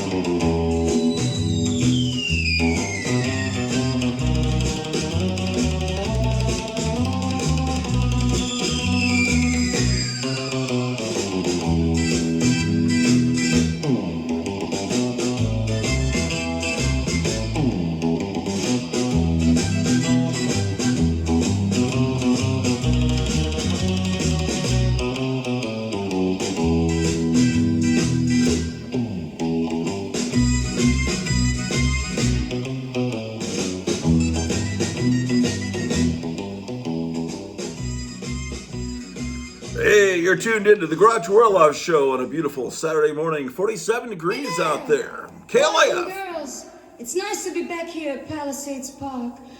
We're the Sea Monkeys. Here's the first song we ever wrote back in 1964. Let's go. 1, 2, 3, 4. Hey, you, I wanna shrink your head and put it on my wall. I wanna shrink your head and put it on my wall. Hey, you, I wanna shrink your head and put it on my wall. I wanna shrink your head and put it on my wall. Hey, you, I wanna shrink your head and put it on my wall. I wanna shrink your head and put it on my wall. Hey, you, I wanna shrink your head and put it on my wall. I wanna shrink your head and put it on my wall. Hey, you, I wanna shrink your head and put it on my wall. I wanna shrink your head and put it on my wall. Hey, you, I wanna shrink your head and put it on my wall. I wanna shrink your head and put it on my wall.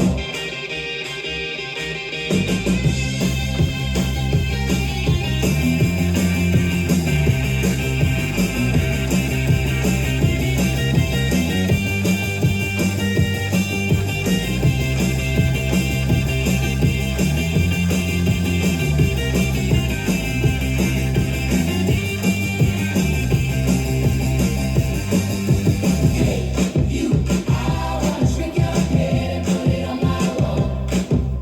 I wanna shrink your head and put it on my wall. Hey, you, I wanna shrink your head and put it on my wall. I wanna shrink your head and put it on my wall. Hey, you, I wanna shrink your head and put it on my wall. I wanna shrink your head and put it on my wall. Hey, you, I wanna shrink your head and put it on my wall. I wanna shrink your head and put it on my wall. Hey, you, I wanna shrink your head and put it on my wall. I wanna shrink your head and put it on my wall.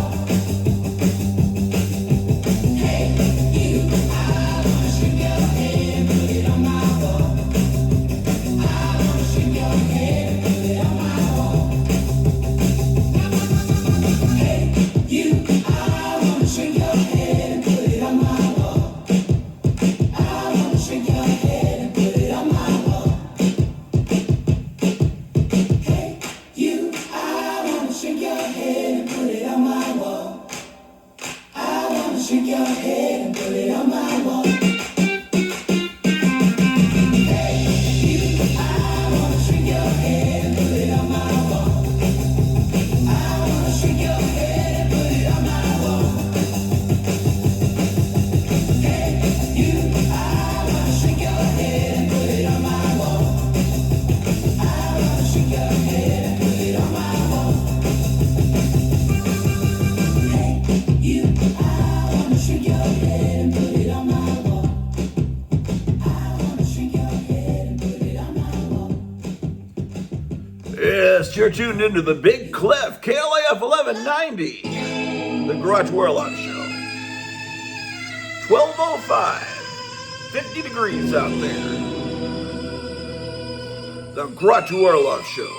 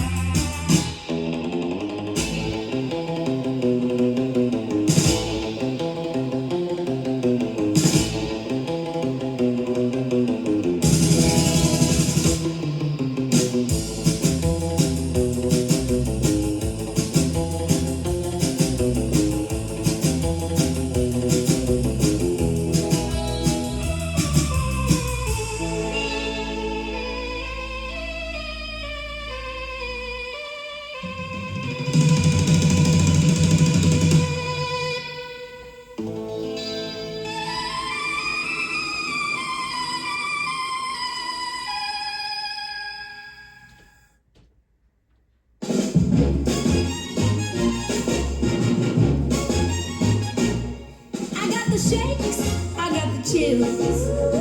I can't believe it's real. It's been months since I've been in love with the same thing in the same way. I don't know how long it'll last, but while it does, I'm holding on fast. She's been in my mind all the time, and my heart skips a beat. I love my comic books cheap. Charlton comics are the best. They're the ones I love the best. And she's the queen, and I'm the king, the publisher of my wildest dreams, and the distributor of love. The distributor of love. The distributor of love. The distributor of love. The distributor of love. She knows what I like, I can't deny it, and I buy it. I'm just a sucker for the romance and the banshee and the judo master, and my fighting angel, and the question mark is driving me wild, and my heart skips a beat. I love my comic books cheap. Charlton comics are the best. They're the ones I love the best. And she's the queen, and I'm the king, the publisher of my wildest dreams, and the distributor of the love. The distributor of the love. The distributor of the love. The distributor of the love.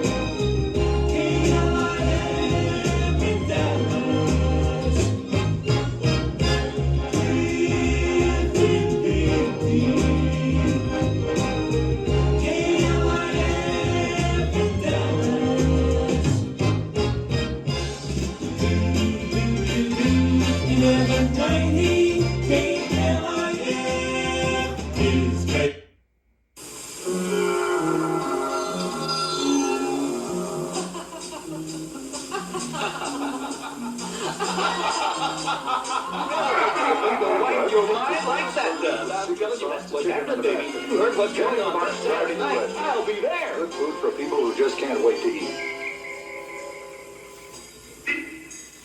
You drive through and you're ordered from a real Jack-in-the-Box.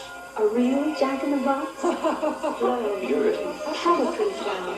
It's from me to Jack. Is this a level? No, to drive through. Jack-in-the-Box.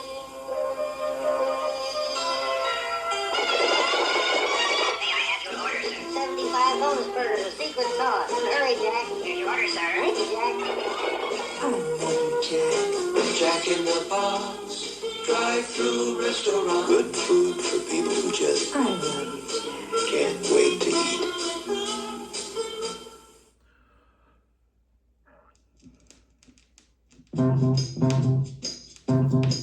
This is the first malt liquor, good enough to bear the name.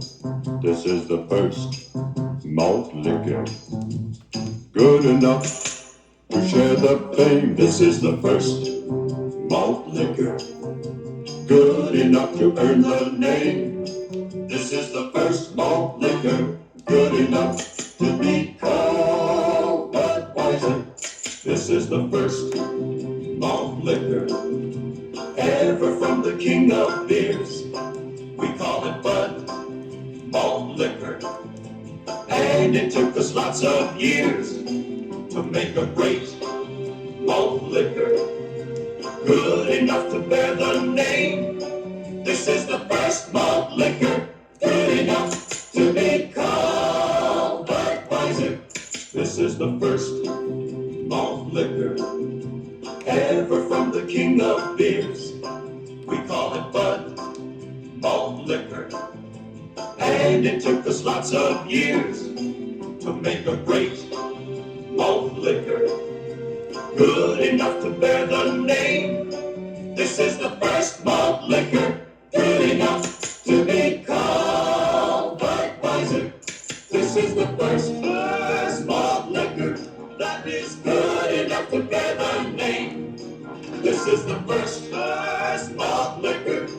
that is good enough to share the fame. This is the first malt liquor that is good enough to earn the name. This is the first malt liquor good enough to be called Budweiser. Now available at Piggly Wiggly and H-E-B.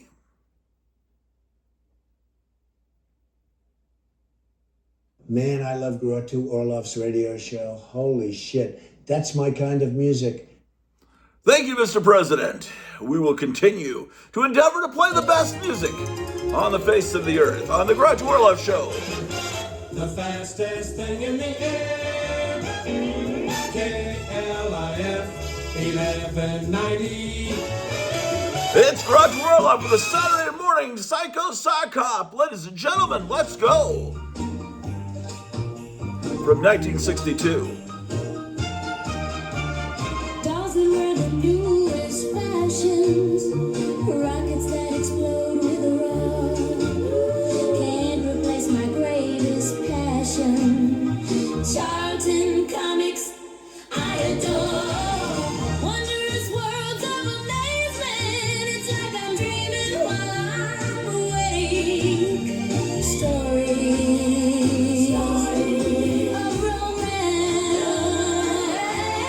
I've got a room full of Charlton Comics. I can't resist them. They're just so atomic. Charlton girl. Charlton girl. Charlton girl.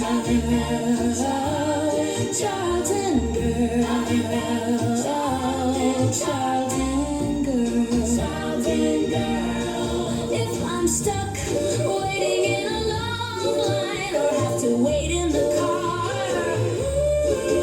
or my boyfriend's watching TV, I can pull one out and escape to a distant star.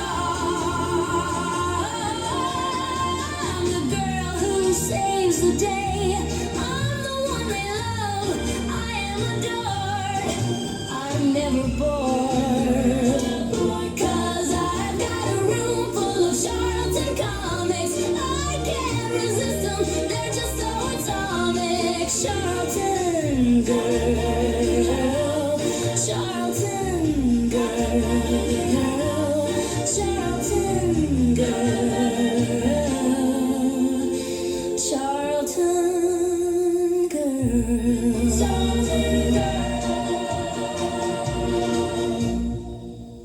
Shelley Fabre with I'm a Charlton Girl on the Grottu Orloff Show. Boys and girls, shit, it's great to be back here at the Spartatorium on Maker Case. This is my new hit single in the Sun label only. Let's go! Come on, baby, let's go to the planet Barcelona. Come on, baby, let's go to the planet Barcelona. I'll be your John Carter and you'll be my Deja Thoris. Come on, baby, take a ride on my rocket ship. Come on, baby, take a ride on my rocket ship. We'll hit the Milky Way and go beyond the solar system. Oh, yeah!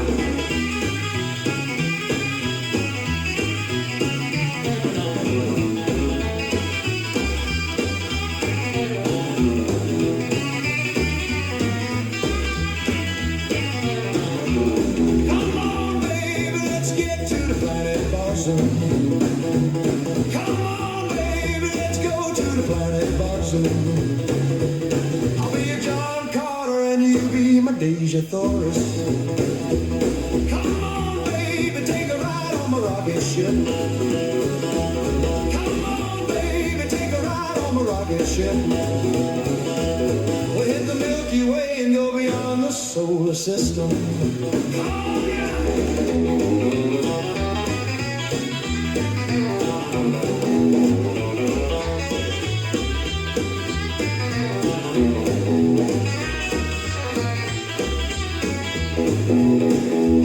Come on, baby, let's go to the planet Barcelona. Come on, baby, let's go to the planet Barcelona. I'll be your John Carter and you'll be my Deja Thoris.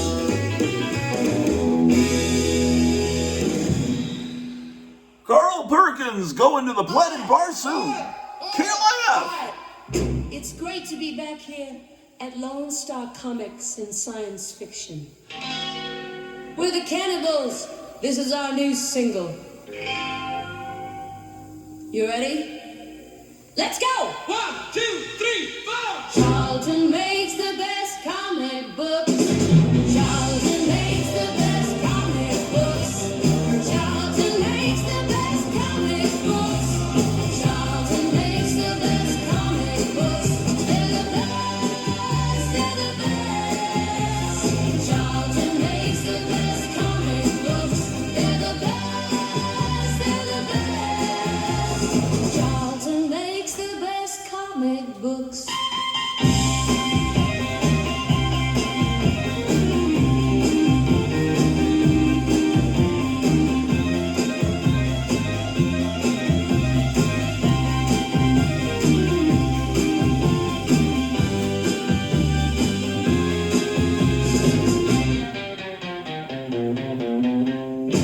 Charlton makes the best comic books.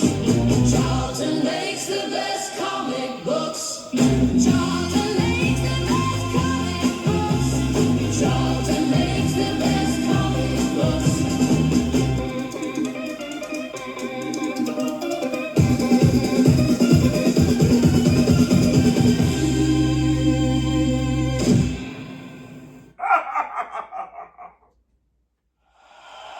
All right.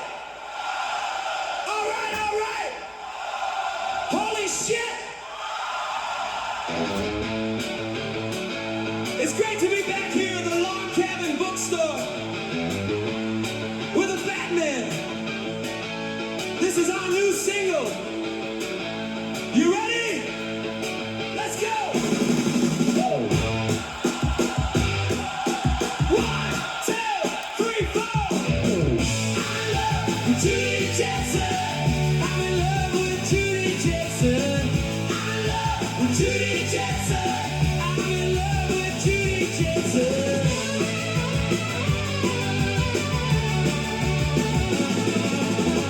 Every day when I get home from school, I watch TV in my living room. I see Judy with a short skirt on. I see Judy and my mind is gone. I'm in love with Judy Jetson. I'm in love with Judy Jetson. I'm in love with Judy Jetson. I'm in love with Judy Jetson. I'm in love with Judy Jetson. I'm in love with Judy Jetson. I'm in love with Judy Jetson. I'm in love with Judy Jetson.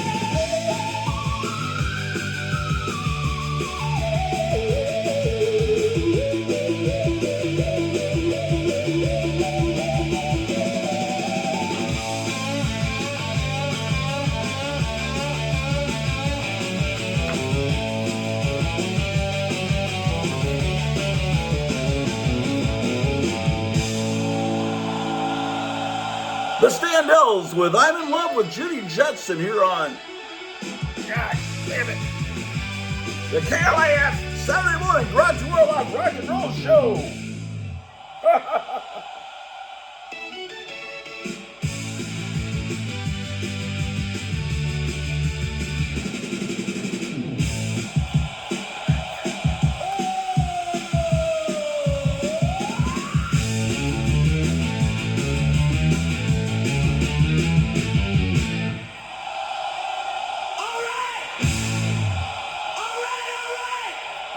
Holy shit!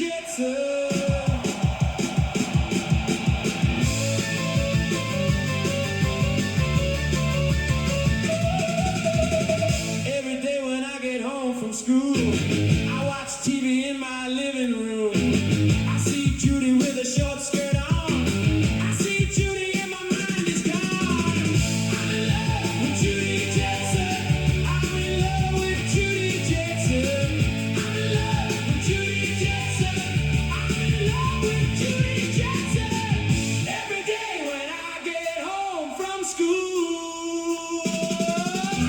I watch TV in my living room. I see Judy with a short skirt on. I see Judy, and my mind is gone.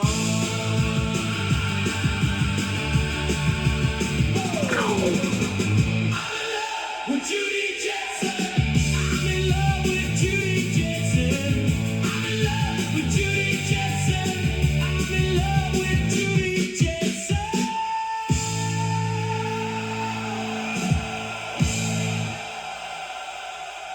KLAF 1190. The Grottu Orloff Show. It's April the 11th, 2026. I love my comic books too. I read 100 a week. Charlton comics are the best of all the rest. I love Charlton comics. I like the Blue Beetle best, and the best of the rest. Like Captain Atom and Son of Vulcan, that's why I always call them Charlton Comics. I love Charlton Comics. Whenever I buy a comic book, Charlton is the first that I love. The adventures of Steve Ditko are in the pages of Space Adventures, and I know Charlton Comics. I love Charlton Comics. Charlton Comics. I love Charlton Comics. Charlton Comics. Hey, you're tuned into the Grottu Orloff Show, man. Boys and girls, you're the best. It's great to be back here at the Sportatorium in Dallas. I'm Rhonda Sasquatch. This is my new single on the Starday label out of Beaumont, Texas. You ready? Let's go! 1, 2, 3, 4.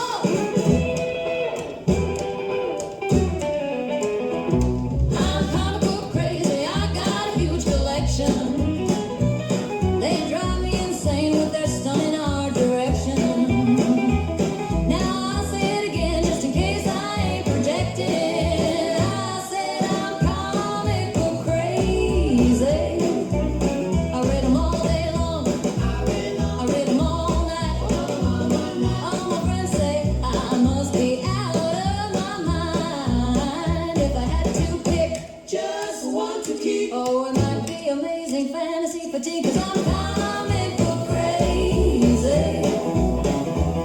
'Cause I'm comic book crazy. I got a huge collection.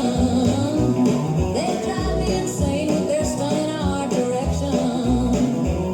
Now I'll say it again just in case I ain't projecting. I said I'm comic book crazy. In the beginning there was Timely, and then there was Atlas, and in 1961 there was Marvel, and they had a guy named Stan and his pal Jack, and they made history. 'Cause I read them all day long, I read them all night. All my friends say I must be out of my mind. If I had to pick just one to keep, oh, it might be Amazing Fantasy 15. I said if I had to pick just one to keep, oh, it might be Amazing Fantasy 15. I said if I had to pick just one to keep, oh, it might be Amazing Fantasy 15. I said if I had to pick just one to keep, oh, it might be Amazing Fantasy 15. 'Cause I'm comic book crazy. I got a huge collection. They drive me insane with their stunning art direction. Now I'll say it again just in case I ain't projecting.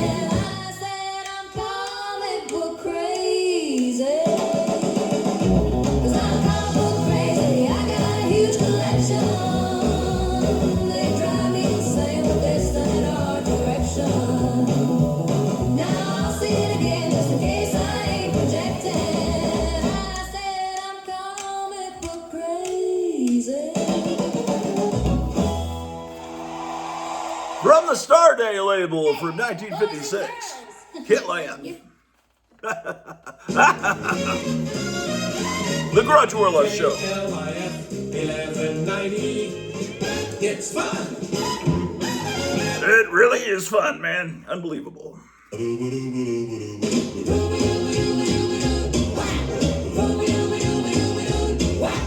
got a huge collection, I'm comic book crazy. 4-color print, 3D popping off the pages. Some people like to take them and then turn them into movies. I think that's cool, but I prefer the pages. I'm comic book crazy.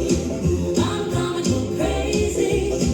I'm comic book crazy. I'm comic book crazy. My favorite one's my Super NAD 1940. I put it in a bag, keep it safe from the elements. And there's this girl, she really digs me. But every time she calls me, I pretend I'm busy. I'm comic book crazy. I'm comic book crazy. I'm comic book crazy. I'm comic book crazy. And sometimes I go to the comic book store. And then I see her at the comic book store. And she's got that collection, the one I've been wanting forever. And I say, hey girl, can I see your collection? And she says, yeah, if you let me see collection. And then we both take our comic books back to her place. And I say, hey girl, what you wanna do now? And she says, how about you kiss me? You comic book crazy. I'm comic book crazy. I'm comic book crazy.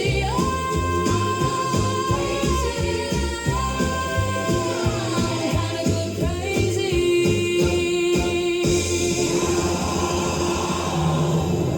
Rhonda Fleming from 1962 here on KLIF 1190, the Grottu Orloff Show. Saturday morning sock hop, man.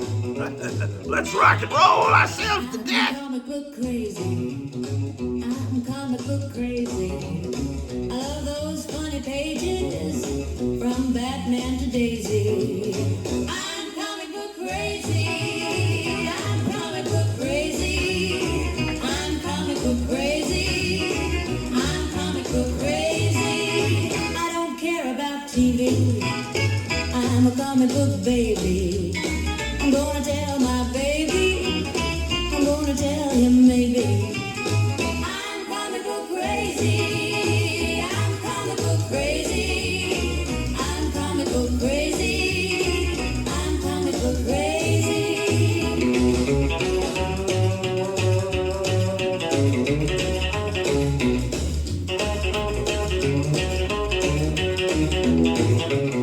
I love my comic books.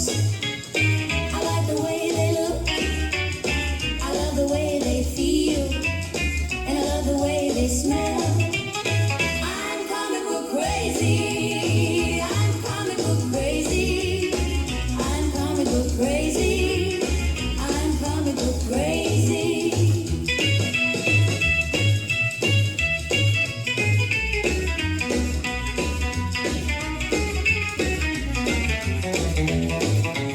I'm comic book crazy. I'm comic book crazy. I'm comic book crazy. I'm comic book crazy.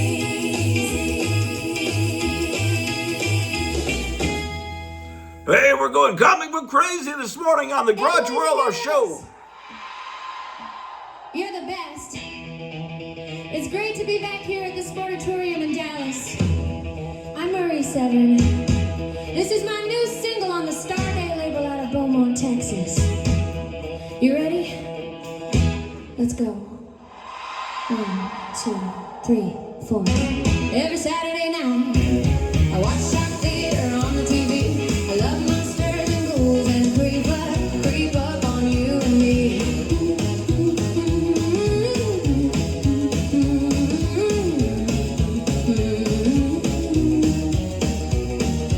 When I hear the theme song playing, I get excited. I call my boyfriend and I tell him that he's invited.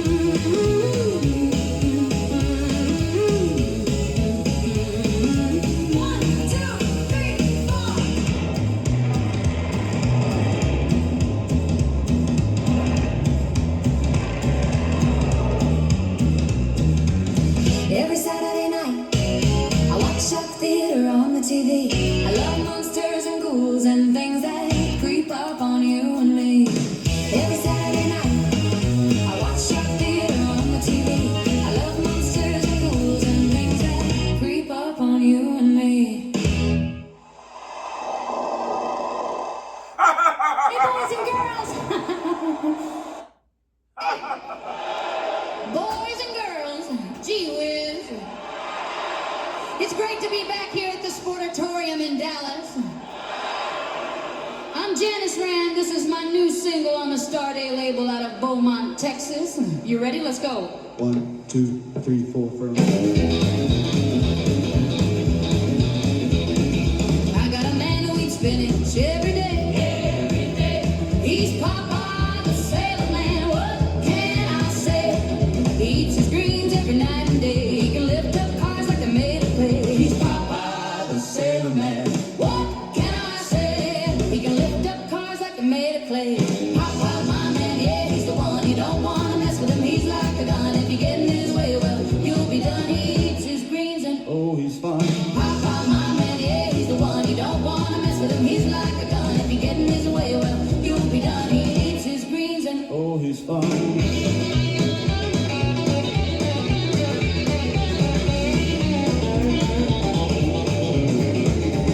he ain't big and he ain't strong. But he's Popeye the Sailor Man and he gets it on. His muscles ain't big but they sure are long. And when he gets mad he's hard as a prawn. He's Popeye the Sailor Man and he gets it on. And when he gets mad he's hard as a prawn. And when he gets Mad, he's hard as a prawn. He's Popeye the Sailor Man and he gets it on. Yeah, Popeye, my man, yeah, he's the one. You don't want to mess with him. He's like a gun and you get in his way, well, you'll be done. He eats his greens and Oh, he's fine. Popeye, my man, yeah, he's the one. You don't want to mess with him. He's like a gun. If you get in his way, well, you'll be done. He eats his greens and Oh, he's fine. he's Popeye the Sailor Man. He doesn't need no other plan. He's strong to the finish, 'cause he eats his spinach. He's Popeye the Sailor Man. He's Popeye the Sailor Man. He's Popeye the Sailor Man. He's Popeye the Sailor Man. He's Popeye the Sailor Man.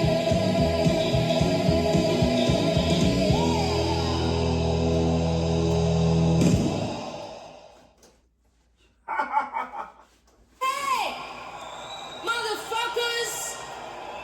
It's great to be back here at Lobie Star Comics and Science Fiction. We're the Cannibals. This is our new single. You ready?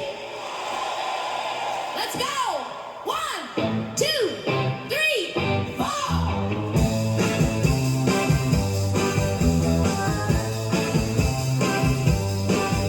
I come from the planet Gore. My green skin's thin and covered in warts. I've got 6 legs, I've got 1 eye. My mouth is filled with big sharp fangs. The girls love me, the girls love me, the girls love me 'cause I'm from Gore. I come from the planet Gore. I come from the planet Gore. I come from the planet Gore. I come from the planet Gore. I come from the planet Gore. I come from the planet Gore.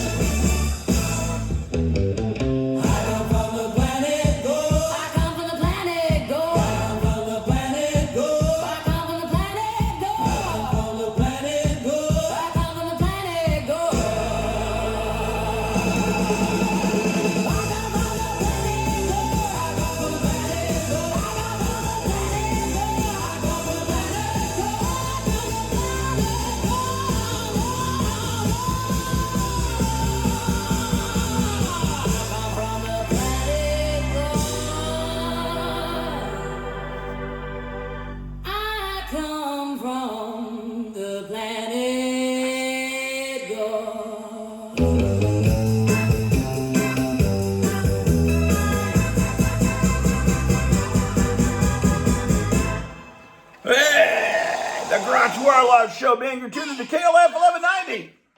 Hey there, boys and girls. It's great to be back here at Del Taco. We're the Dial Tones. This is our new single.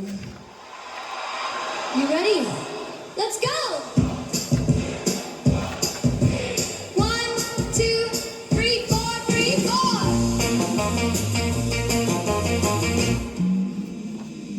I've got 2 titties, one for the money, and the other for the good times. You know I need it all. Got 2 titties, one for the honeys and the other for the fun. I've got 2 titties, one for the money,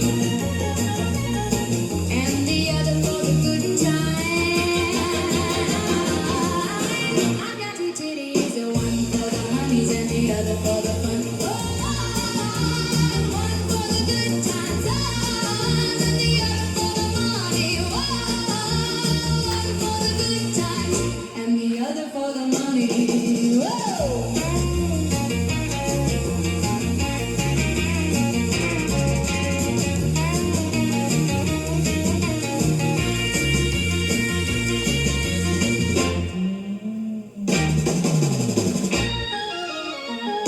I've got 2 titties, one for the money,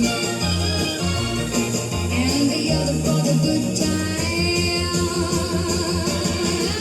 I got 2 titties, one for the honeys and the other for the fun. Woo!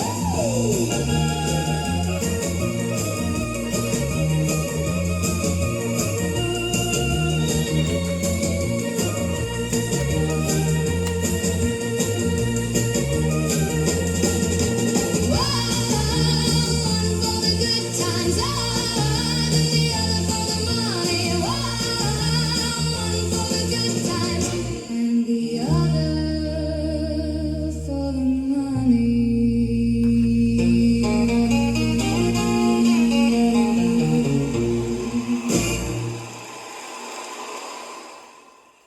Yes. Hey there, boys and girls. It's great to be back here at Del Taco. We're the Dial Tones. This is our new single. You ready? Let's go. 1, 2, 3, 4. I don't wear no pajamas. I don't wear a nightshirt. I don't wear long underwear. I don't wear no fancy short, but I'm naked, baby. Yeah, naked, baby. Ooh, naked, baby. Ooh, naked, baby. Naked, baby. Naked, ooh, naked, ooh, naked, ooh, naked, ooh, naked, baby. Naked, baby.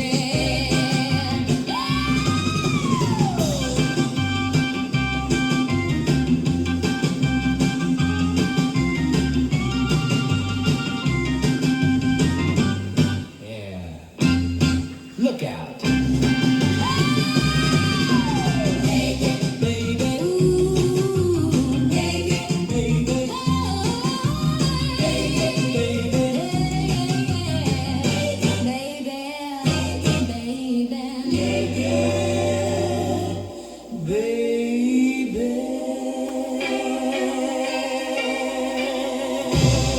Thanks so much. See you in September. KLF 1190. The garage word I see. Texas! It's great to be back here at Saljo's Pizza. We're the Dial Tones. This is our new single. Are you ready? Let's go. 1, 2, 3, 4, 5.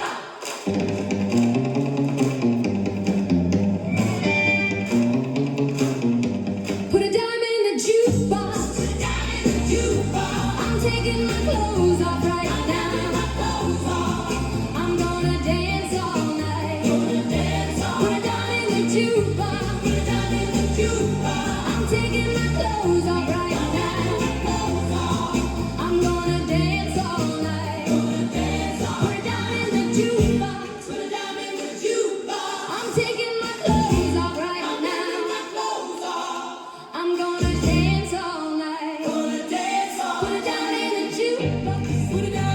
I'm taking my clothes off right now. I'm gonna dance. Put a dime in the jukebox. I'm taking my clothes off right now. I'm gonna dance all night.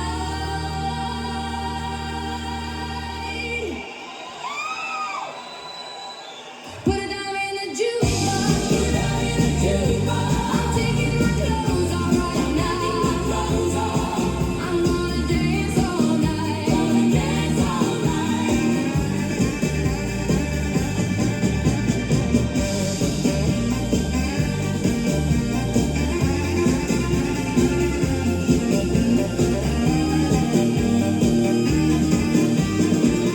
gonna dance all night. I'm gonna dance all night. I'm gonna dance all night. I'm gonna dance all night. I'm gonna dance.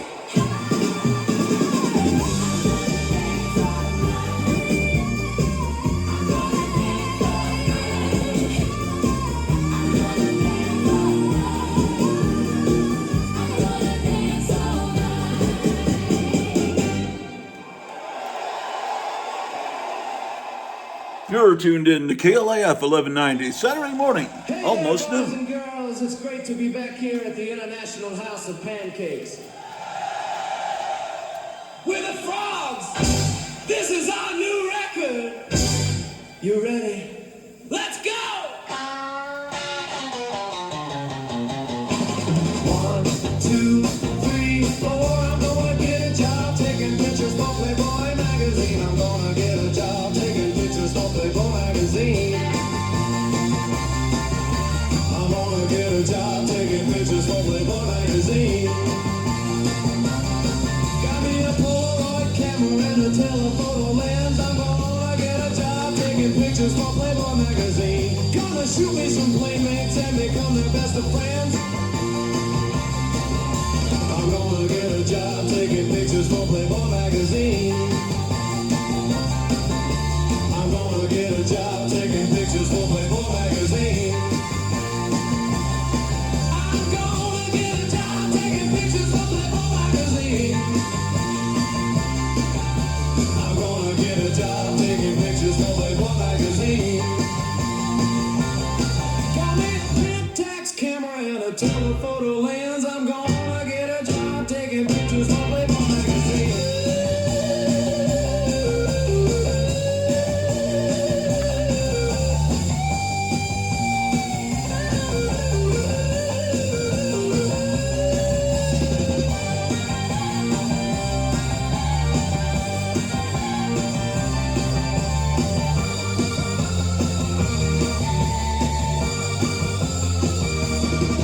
I'm gonna get a job taking pictures for Playboy magazine.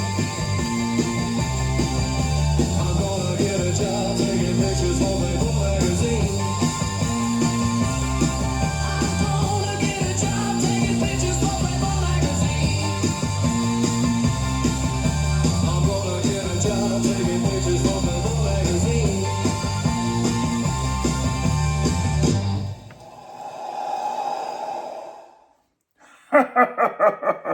Hey there, boys and girls. It's great to be back here at the International House of Pancakes. We're the Frogs. This is our new record. You ready? Let's go!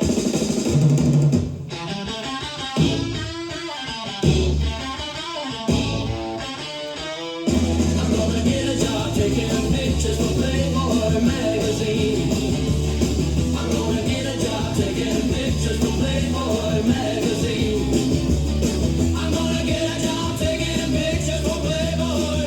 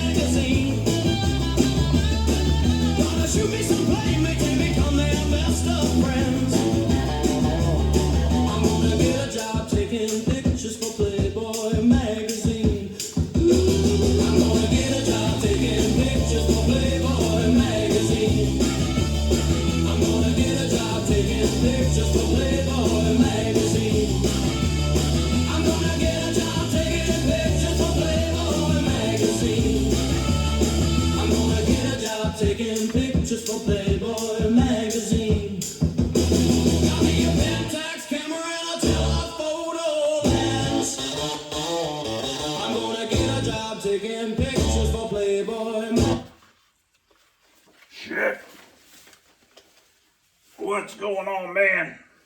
Found a bunch of artwork from junior high and elementary school I'm going through, man. I don't know what's happening, man. Hold on. We're in a commercial right now, so let me show you this. This is artwork from art class from September 14th, 1979. So that's my hometown, San Antonio, Texas. My family, the schools I've been to, my travels to Carlsbad Caverns, Disney World, Germany. My hobbies, look, collecting comics. What does it show there? Amazing Spider-Man, Tomb of Dracula, Fantastic Four comics. My pets are fish. Look, I recreated the Jaws poster. Favorite possession, my comic collection, when it used to be able to fit there. My favorite music, movie soundtracks. Look, it's Star Wars and Alien. My favorite books, science fiction. And my favorite TV show is Star Trek and Twilight Zone at that point. So this is finding these artifacts, going through filing cabinets. But I got to get back to the show, so hold on a second. We're coming back from station break. Shh. KLIF 1190. It's fun. Hey, you're having fun with your old uncle. I'm Grottu Orloff, man. It's Saturday morning. Let's have fun. KLIF 1190.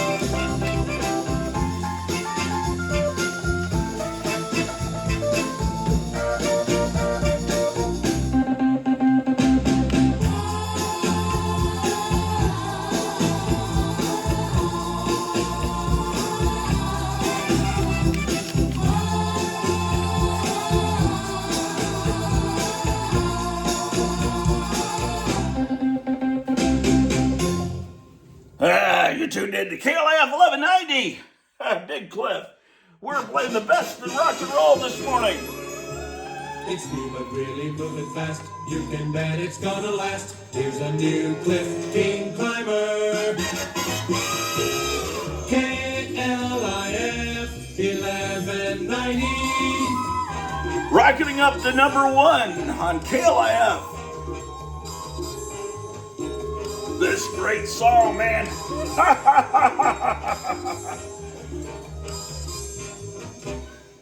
Here we go, from 1963. It's great to be back here at the Del Taco in Weiner, Texas. We're the Daughters of Batman. Are you ready? Let's go! 1, 2, 3, 4. I wanna be chained up and tortured in the dungeon of Dr. Deathly. Frankenstein and Vampirella will be there. It'll be such a monster scene. Yeah, yeah, yeah, yeah. I wanna be chained up and tortured. Yeah, yeah, yeah, yeah. I wanna be chained up and tortured. Yeah, yeah, yeah, yeah.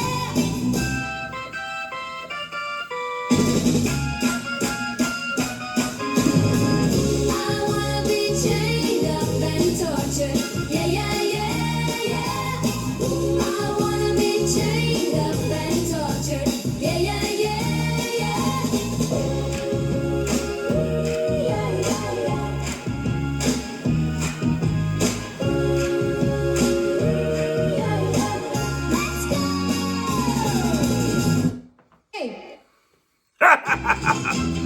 What said kill I am?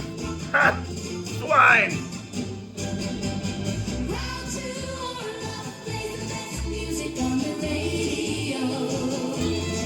He's so boss in your car, at work, at home, by the pool. Grottu Orloff plays the best music on the radio. He's so boss in your car, at work, at home, by the pool.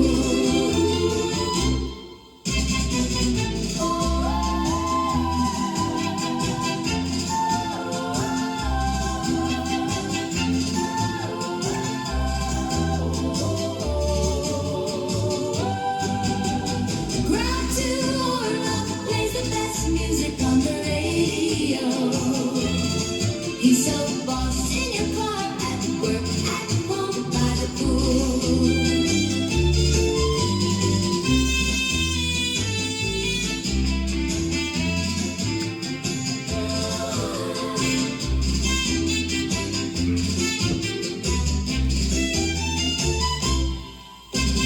Grottu Orloff plays the best music on the radio.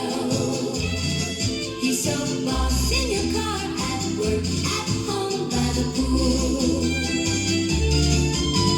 Grottu Orloff plays the best music on the radio. He's so boss in your car, at work, at home, by the pool.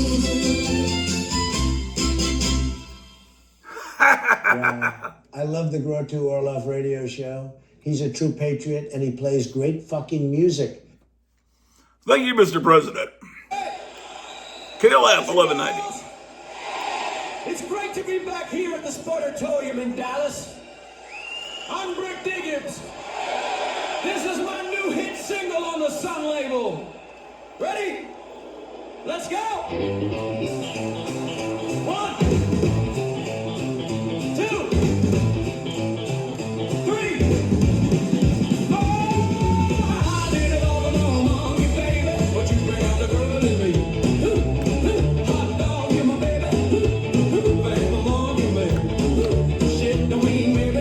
Holy shit, I'm the beast of Borneo. Monkey man, monkey man, monkey man, monkey man. Monkey man, monkey man, monkey man, monkey man. Monkey man, monkey man, monkey man, monkey man. I didn't fall for no monkey, baby, but you bring out the girl in me. Hot dog, you're my baby. Bang, my monkey, baby. Shit don't mean baby. Holy shit, I'm the beast of Borneo. Monkey man, monkey man, monkey man, monkey man. Monkey man, monkey man, monkey man, monkey man. Monkey man, monkey man, monkey man, monkey man.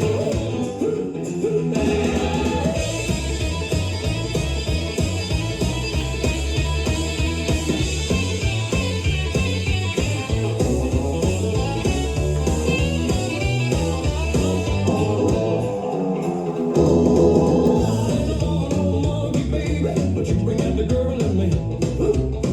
Hot dog, you're my baby. I'm a monkey man. Shit don't mean maybe. Holy shit, I'm the beast of Borneo. Monkey man, monkey man, monkey man, monkey man. Monkey man, monkey man, monkey man, monkey man. Monkey man, monkey man, monkey man, monkey man. I didn't fall no monkey, baby, but you bring out the girl in me. Hot dog, you're my baby. I'm a monkey man. Shit don't mean maybe. Holy shit, I'm the beast of Borneo.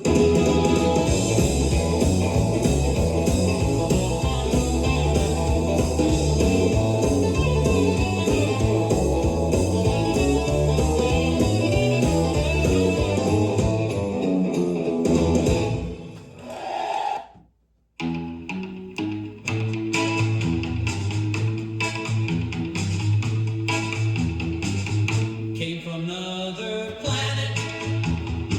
Her spaceship landed in the sand. Look out, here she comes. All the guys run. Vamparella's here to save us all. She's our favorite pin-up doll. And when she bats her eyes, all the guys fall for her. Fangs, bat wings, all the cool things. She's our favorite girl, and she's not from this world, and she's not from this world.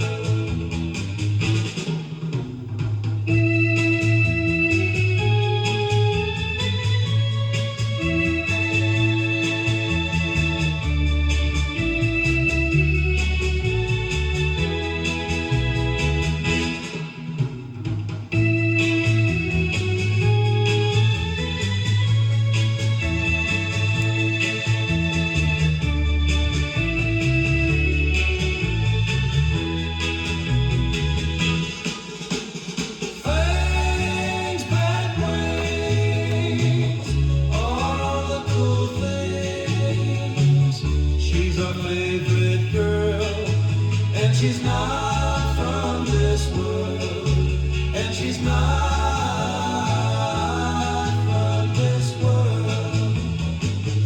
Vamparella's here to save us all. She's our favorite pin-up doll. And when she bats her eyes, all the guys fall for her. Fangs, bat wings, all the cool things. She's our favorite girl, and she's not from this world, and she's not from this world.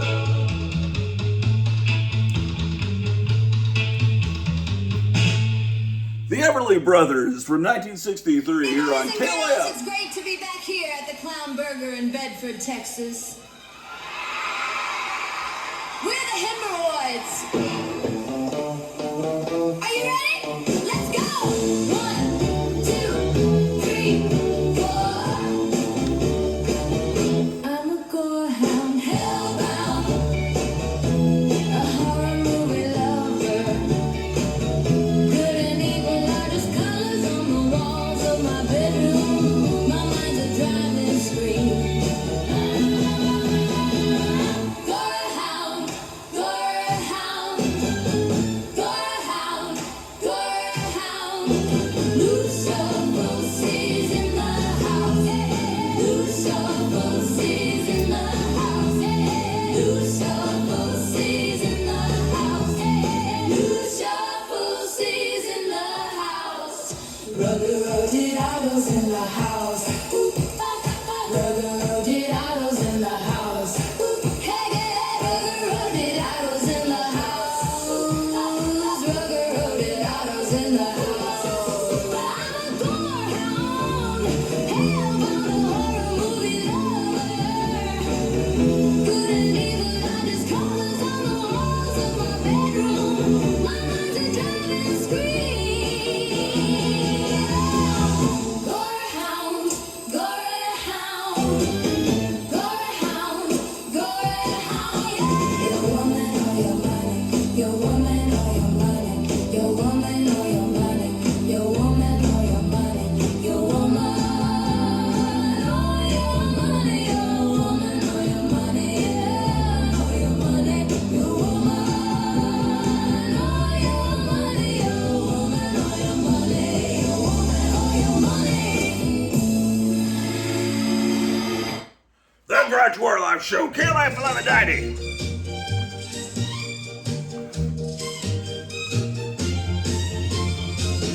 Dolls that wear the newest fashions, rockets that explode with a roar. Can't replace my greatest passion, Charlton comics I adore. Wondrous worlds of amazement, it's like I'm dreaming while I'm away. Stories of romance.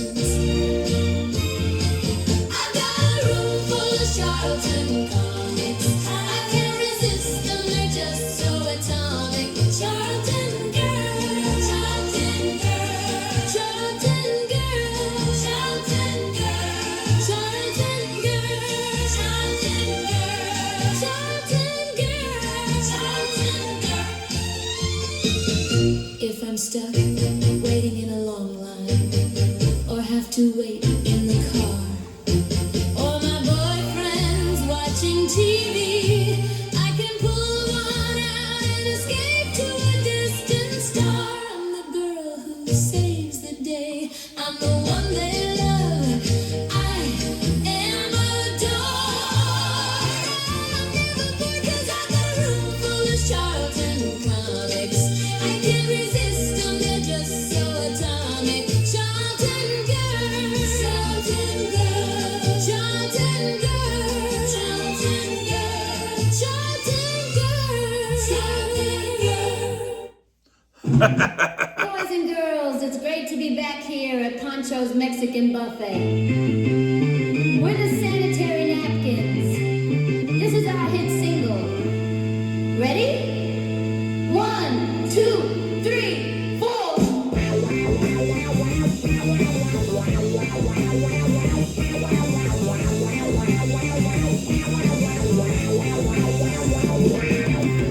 I'm a weapon of mass destruction.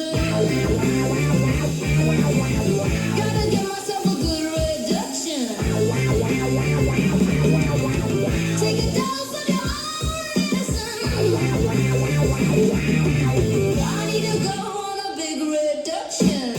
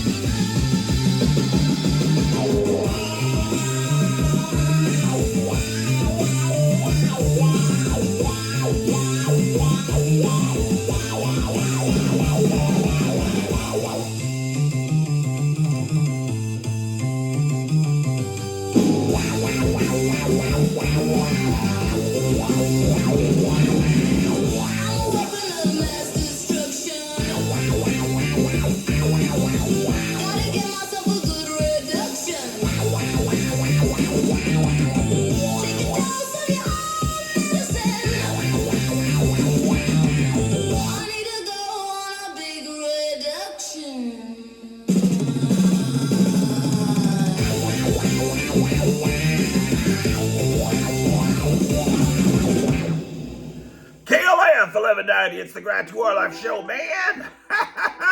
Saturday afternoon, 12:10. 50 degrees out there, 16 mile per hour winds, man. It feels like 30 degrees out there. Let's take a trip to Transylvania, man.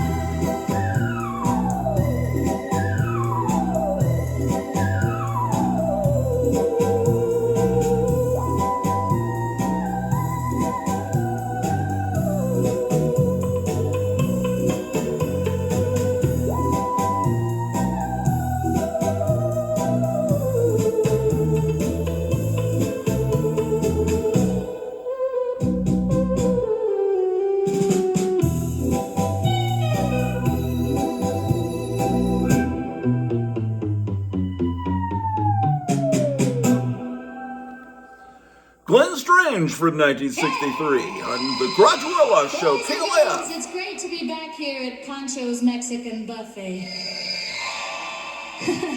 We're the Squirrel Monkeys. This is our first single.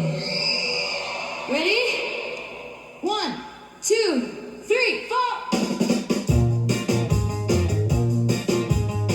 I met my boyfriend in the Taco Bell restroom. He was wearing boots, I was wearing perfume. I said hello, he said nice to meet you. I met my boyfriend in the Taco Bell restroom. And the angel sang as he shook my hand, as he took my hand. I met my boyfriend in the Taco Bell restroom. He bought me a slushie with some extra Mountain Dew. Then we played some music on the jukebox for two. I said, what the hell? He said, you're my kind of girl. I met my boyfriend in the Taco Bell restroom. And the angel sang as he took my hand. He said, do you understand? I met my boyfriend in the Taco Bell restroom.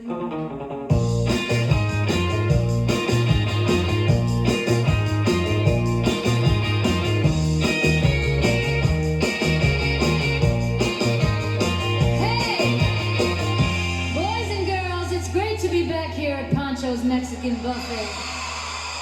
We're the Squirrel Monkeys. This is our first single.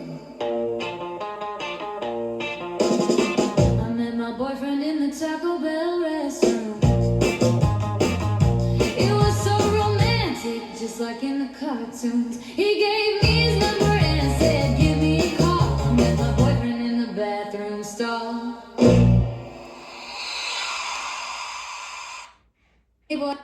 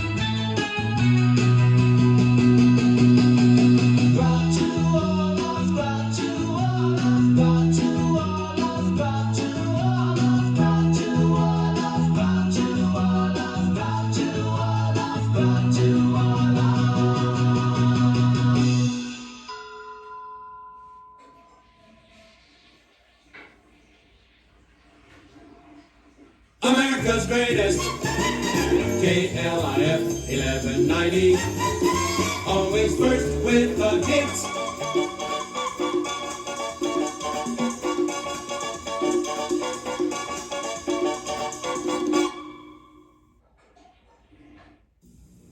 If you're looking for adventure this summer, escape with Marvel Comics.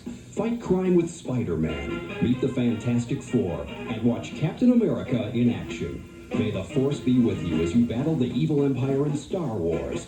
Discover the secrets of the South American jungle in Raiders of the Lost Ark. And with Marvel Comics, you're never alone because they can go with you in the car or to the park, even on a rainy day. Marvel Comics are your ticket to fun and adventure this summer. Yeah, right. Hey, how would you like to see all the top recording stars this summer? Well, you can at Cards Beach in Annapolis. This season will be jam-packed with the greatest stars in the musical field. Just listen to a few of the greats that will be hitting your way. May the 29th is Tammy Terrell. May the 30th, James Brown. June the 12th, Wilson Pickett. June the 19th, the all-time great Jimmy Smith. June the 26th, Otis Redding, and many more great artists to follow. You don't want to miss any of these great shows, so make plans now to be present at Cards Beach in Annapolis, Maryland, the entertainment capital of the East Coast. Remember now, I repeat, May the 29th is Tammy Terrell. May the 30th, James Brown, Mr. Dynamite. June the 12th, Wilson Pickett. June the 19th, the all-time great Jimmy Smith. June the 26th, Otis Redding, and many, many more artists to follow. Remember, Cards Beach. Yeah, man. Can't wait. Yeah, right. At the edge of the universe, 400 men and women are probing the immeasurable blackness of space. Their leaders are an Earthman with no fear and a stranger with no heart. Travel beyond our time and solar system, into new galaxies, into worlds beyond your dreams. Star Trek, every week, in color on the NBC television network. Coming September 15th on Channel 5. Hey, what's that gum you're chewing? Dentine. Where'd you get it? I got it at the candy store. I'm going out tonight and want to be sure. When I'm holding my baby tight, everything is gonna be alright. Well, what does Dentine do? It helps keep my breath fresh and my teeth clean. How? I don't know, but it does, and it tastes good too.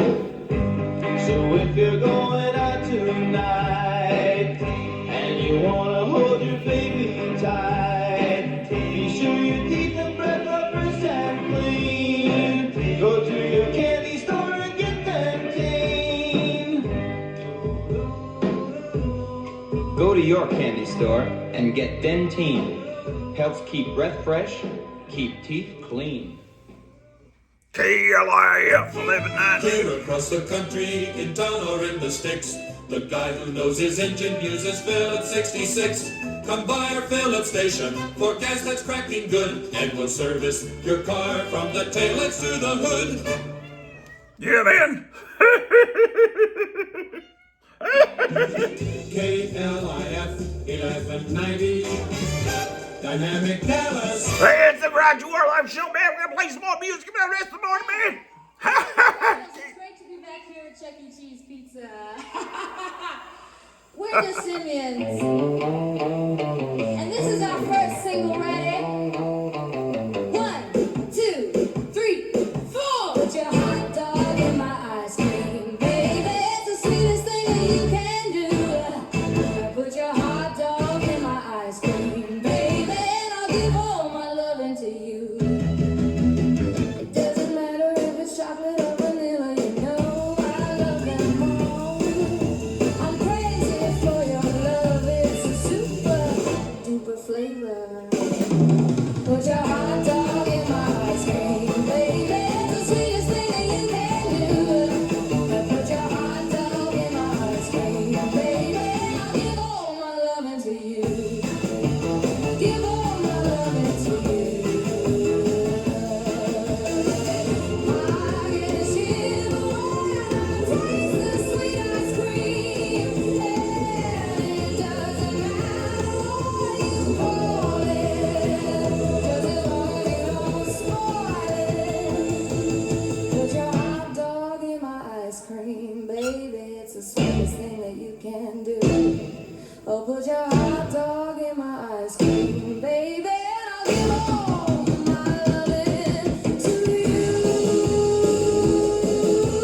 Give all my loving to you. Oh, give all my loving to you.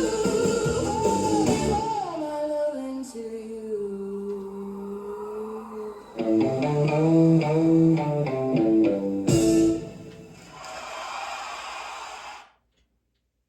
Hey there! Boys and girls, it's great to be back here at the International House of Pancakes. We're the juvenile delinquents. This last month. You ready? Let's go. 1, 2, 3, 4. No KK4.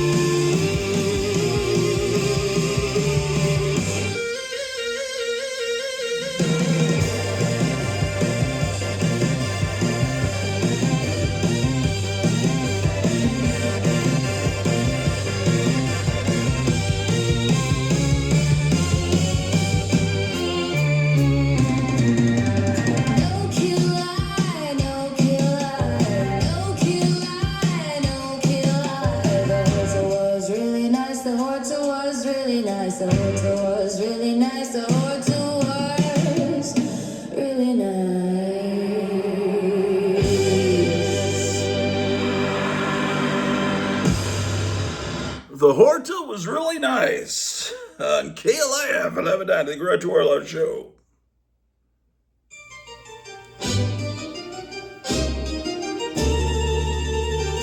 The best thing that could ever happen to me was seeing that stack of magazines behind the drugstore counter. Oh, what a surprise! Like Frankenstein when he opened his eyes. The best thing that could ever happen to me was seeing that stack of magazines behind the drugstore counter. Oh, what a surprise! Like Frankenstein when he opened his eyes. I'm a monster kid. That's just the way it is. I'm a monster kid. That's just the way it is. When I got the box in the mail, it was a model of Godzilla and I was thrilled. Painting on the details. Man, I was in a trance like Dracula in a coffin. So you know I was off to the Saturday matinee to see another ship theater. Couldn't have been happier. 'Cause I'm a monster kid. Oh, that's just the way it is. Oh, I'm a monster kid. That's just the way it is. Oh, I'm a monster kid. That's just the way it is. Oh, I'm a monster kid. I'm a monster kid. That's just the way.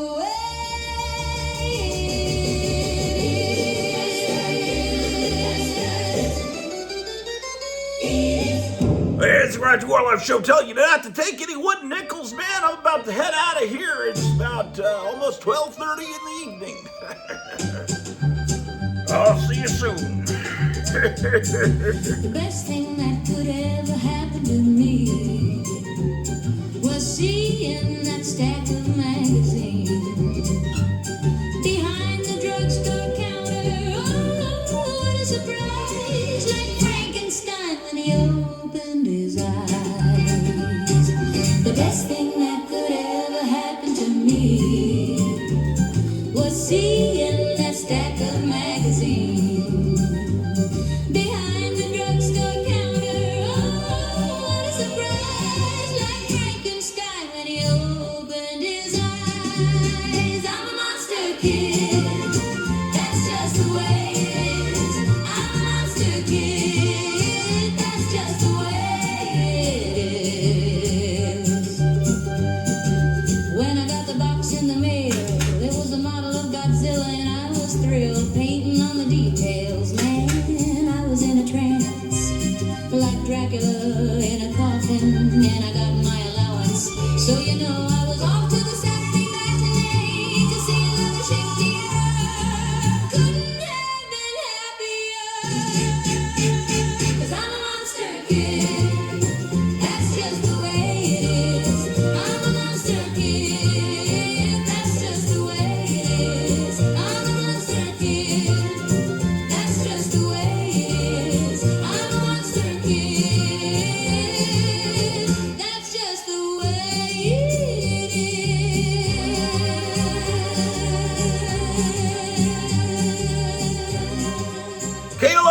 90, where sometimes we play the same song 2 times in a row, and you're just gonna have to put up with it and like it. The Grottu Orloff Show.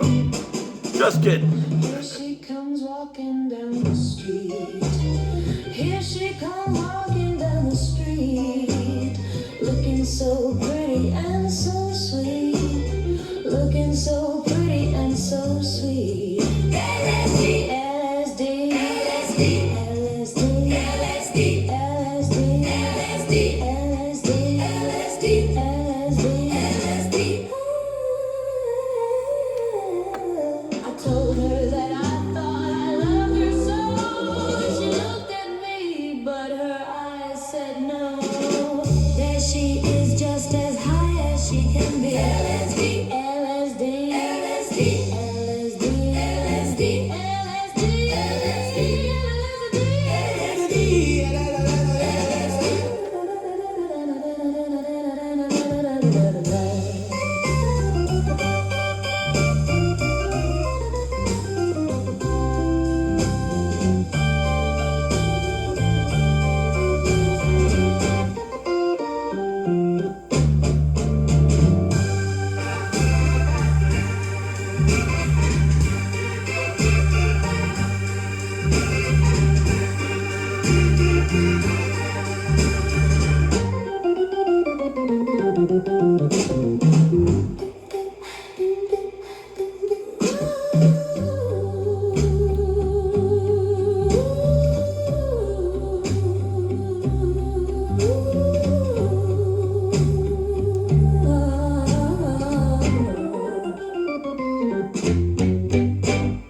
Hey, KLAF, the station. It's great to be back here at Six Flags over Texas.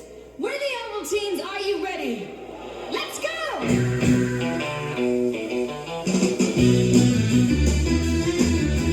In the land of the free and the home of the brave, somebody had to save us. And from the depths of darkness and deepest imagination came a man named Steve Ditko, the world's weirdest artist. The world's weirdest artist. I love Steve Ditko. The world's weirdest artist. Steve Ditko. The world's weirdest artist. I love Steve Ditko. Oh yeah.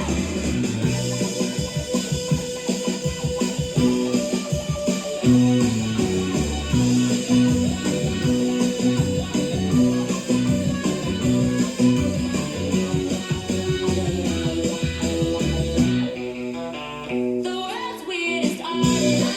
Steve Ditko. The world's weirdest artist. I love Steve Ditko. The world's weirdest artist. Steve Ditko. The world's weirdest artist. I love Steve Ditko.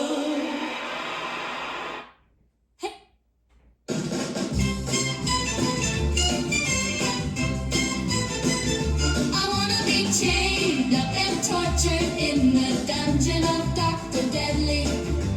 Frankenstein and Vampro, where we'll be there. It'll be such a monster scene. Dr. Deadly, Dr. Deadly, Dr. Deadly, Dr. Deadly, Dr. Deadly, oh, Dr. Deadly, Dr. Deadly. I wanna be chained up and tortured in the dungeon of Dr. Deadly. Frankenstein and Vampro, where we'll be there. It'll be such a monster scene. Dr. Deadly, Dr. Deadly, Dr. Deadly, Dr. Deadly, Dr. Deadly, oh, Dr. Deadly, Dr. Deadly, Dr. Deadly, Dr. Deadly, Dr. Deadly, oh, Dr. Deadly. Hey, boys and girls. It's great to be back here at Taco Cabana in Grand Prairie, Texas. We're the Warmongers. Are you ready? Let's go! 1, 2, 3, 4. I am comic book crazy. I can't wait to get to the spinner rack to see all the new comic books. I'm comic book crazy. I'm comic book crazy. I'm comic book crazy. I can't wait to get to the spinner rack to see all the new comic books.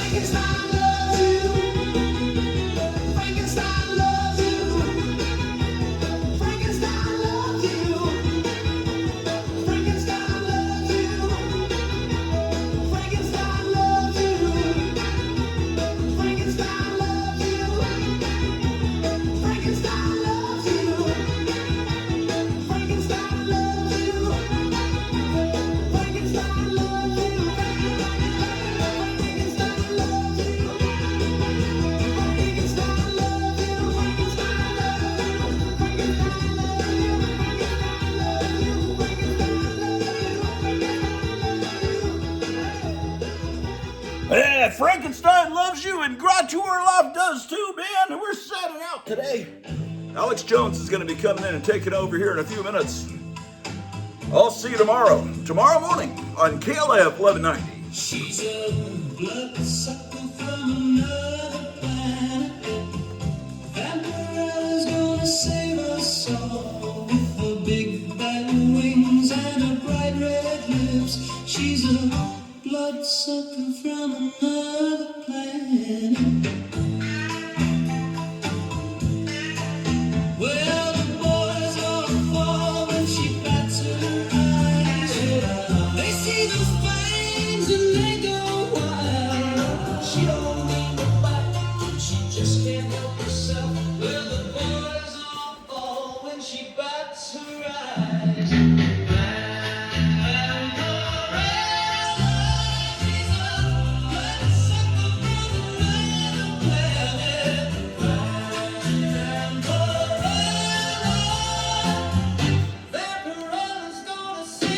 Well, I'll be seeing you guys tomorrow. I'm going to cut the feed from KLIF. Alex Jones is taking over with his DJ shift.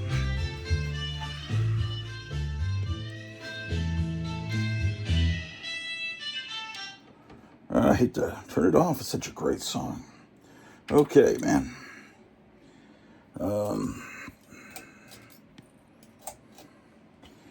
Well,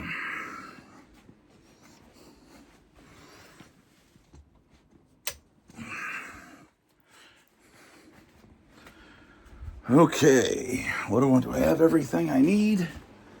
My electrical charging cable for my phone. I've put the close sign up for the studio for the night, for the day.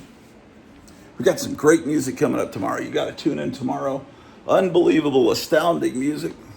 Let's turn off the light. And I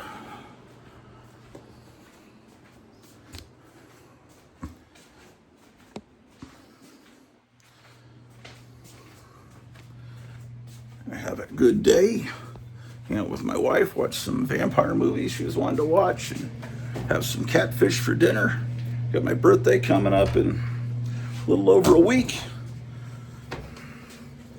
Got some nice presents from Charlton 66. So that was wonderful. Look at that sure does look like blood, doesn't it? On the door there. Okay, it's just like it's just like Bruce Wayne's manor. Look, up. So I know to pull this cable. How about that, ladies and gentlemen? And we magically go up.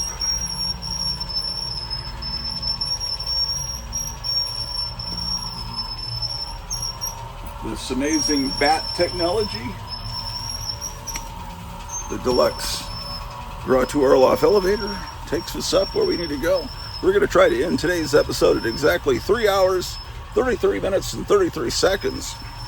Because that's a good Masonic number, right?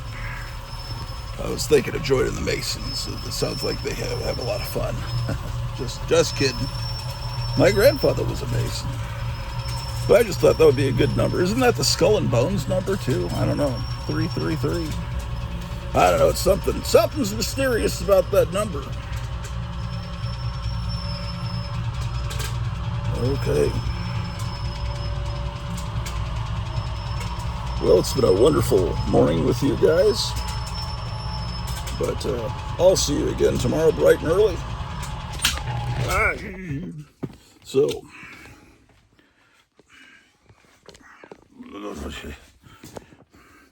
having said that being said, it is what it is. And so, yeah, as we wait the 33, I love you all. What a wonderful morning we had together. Oh, my God.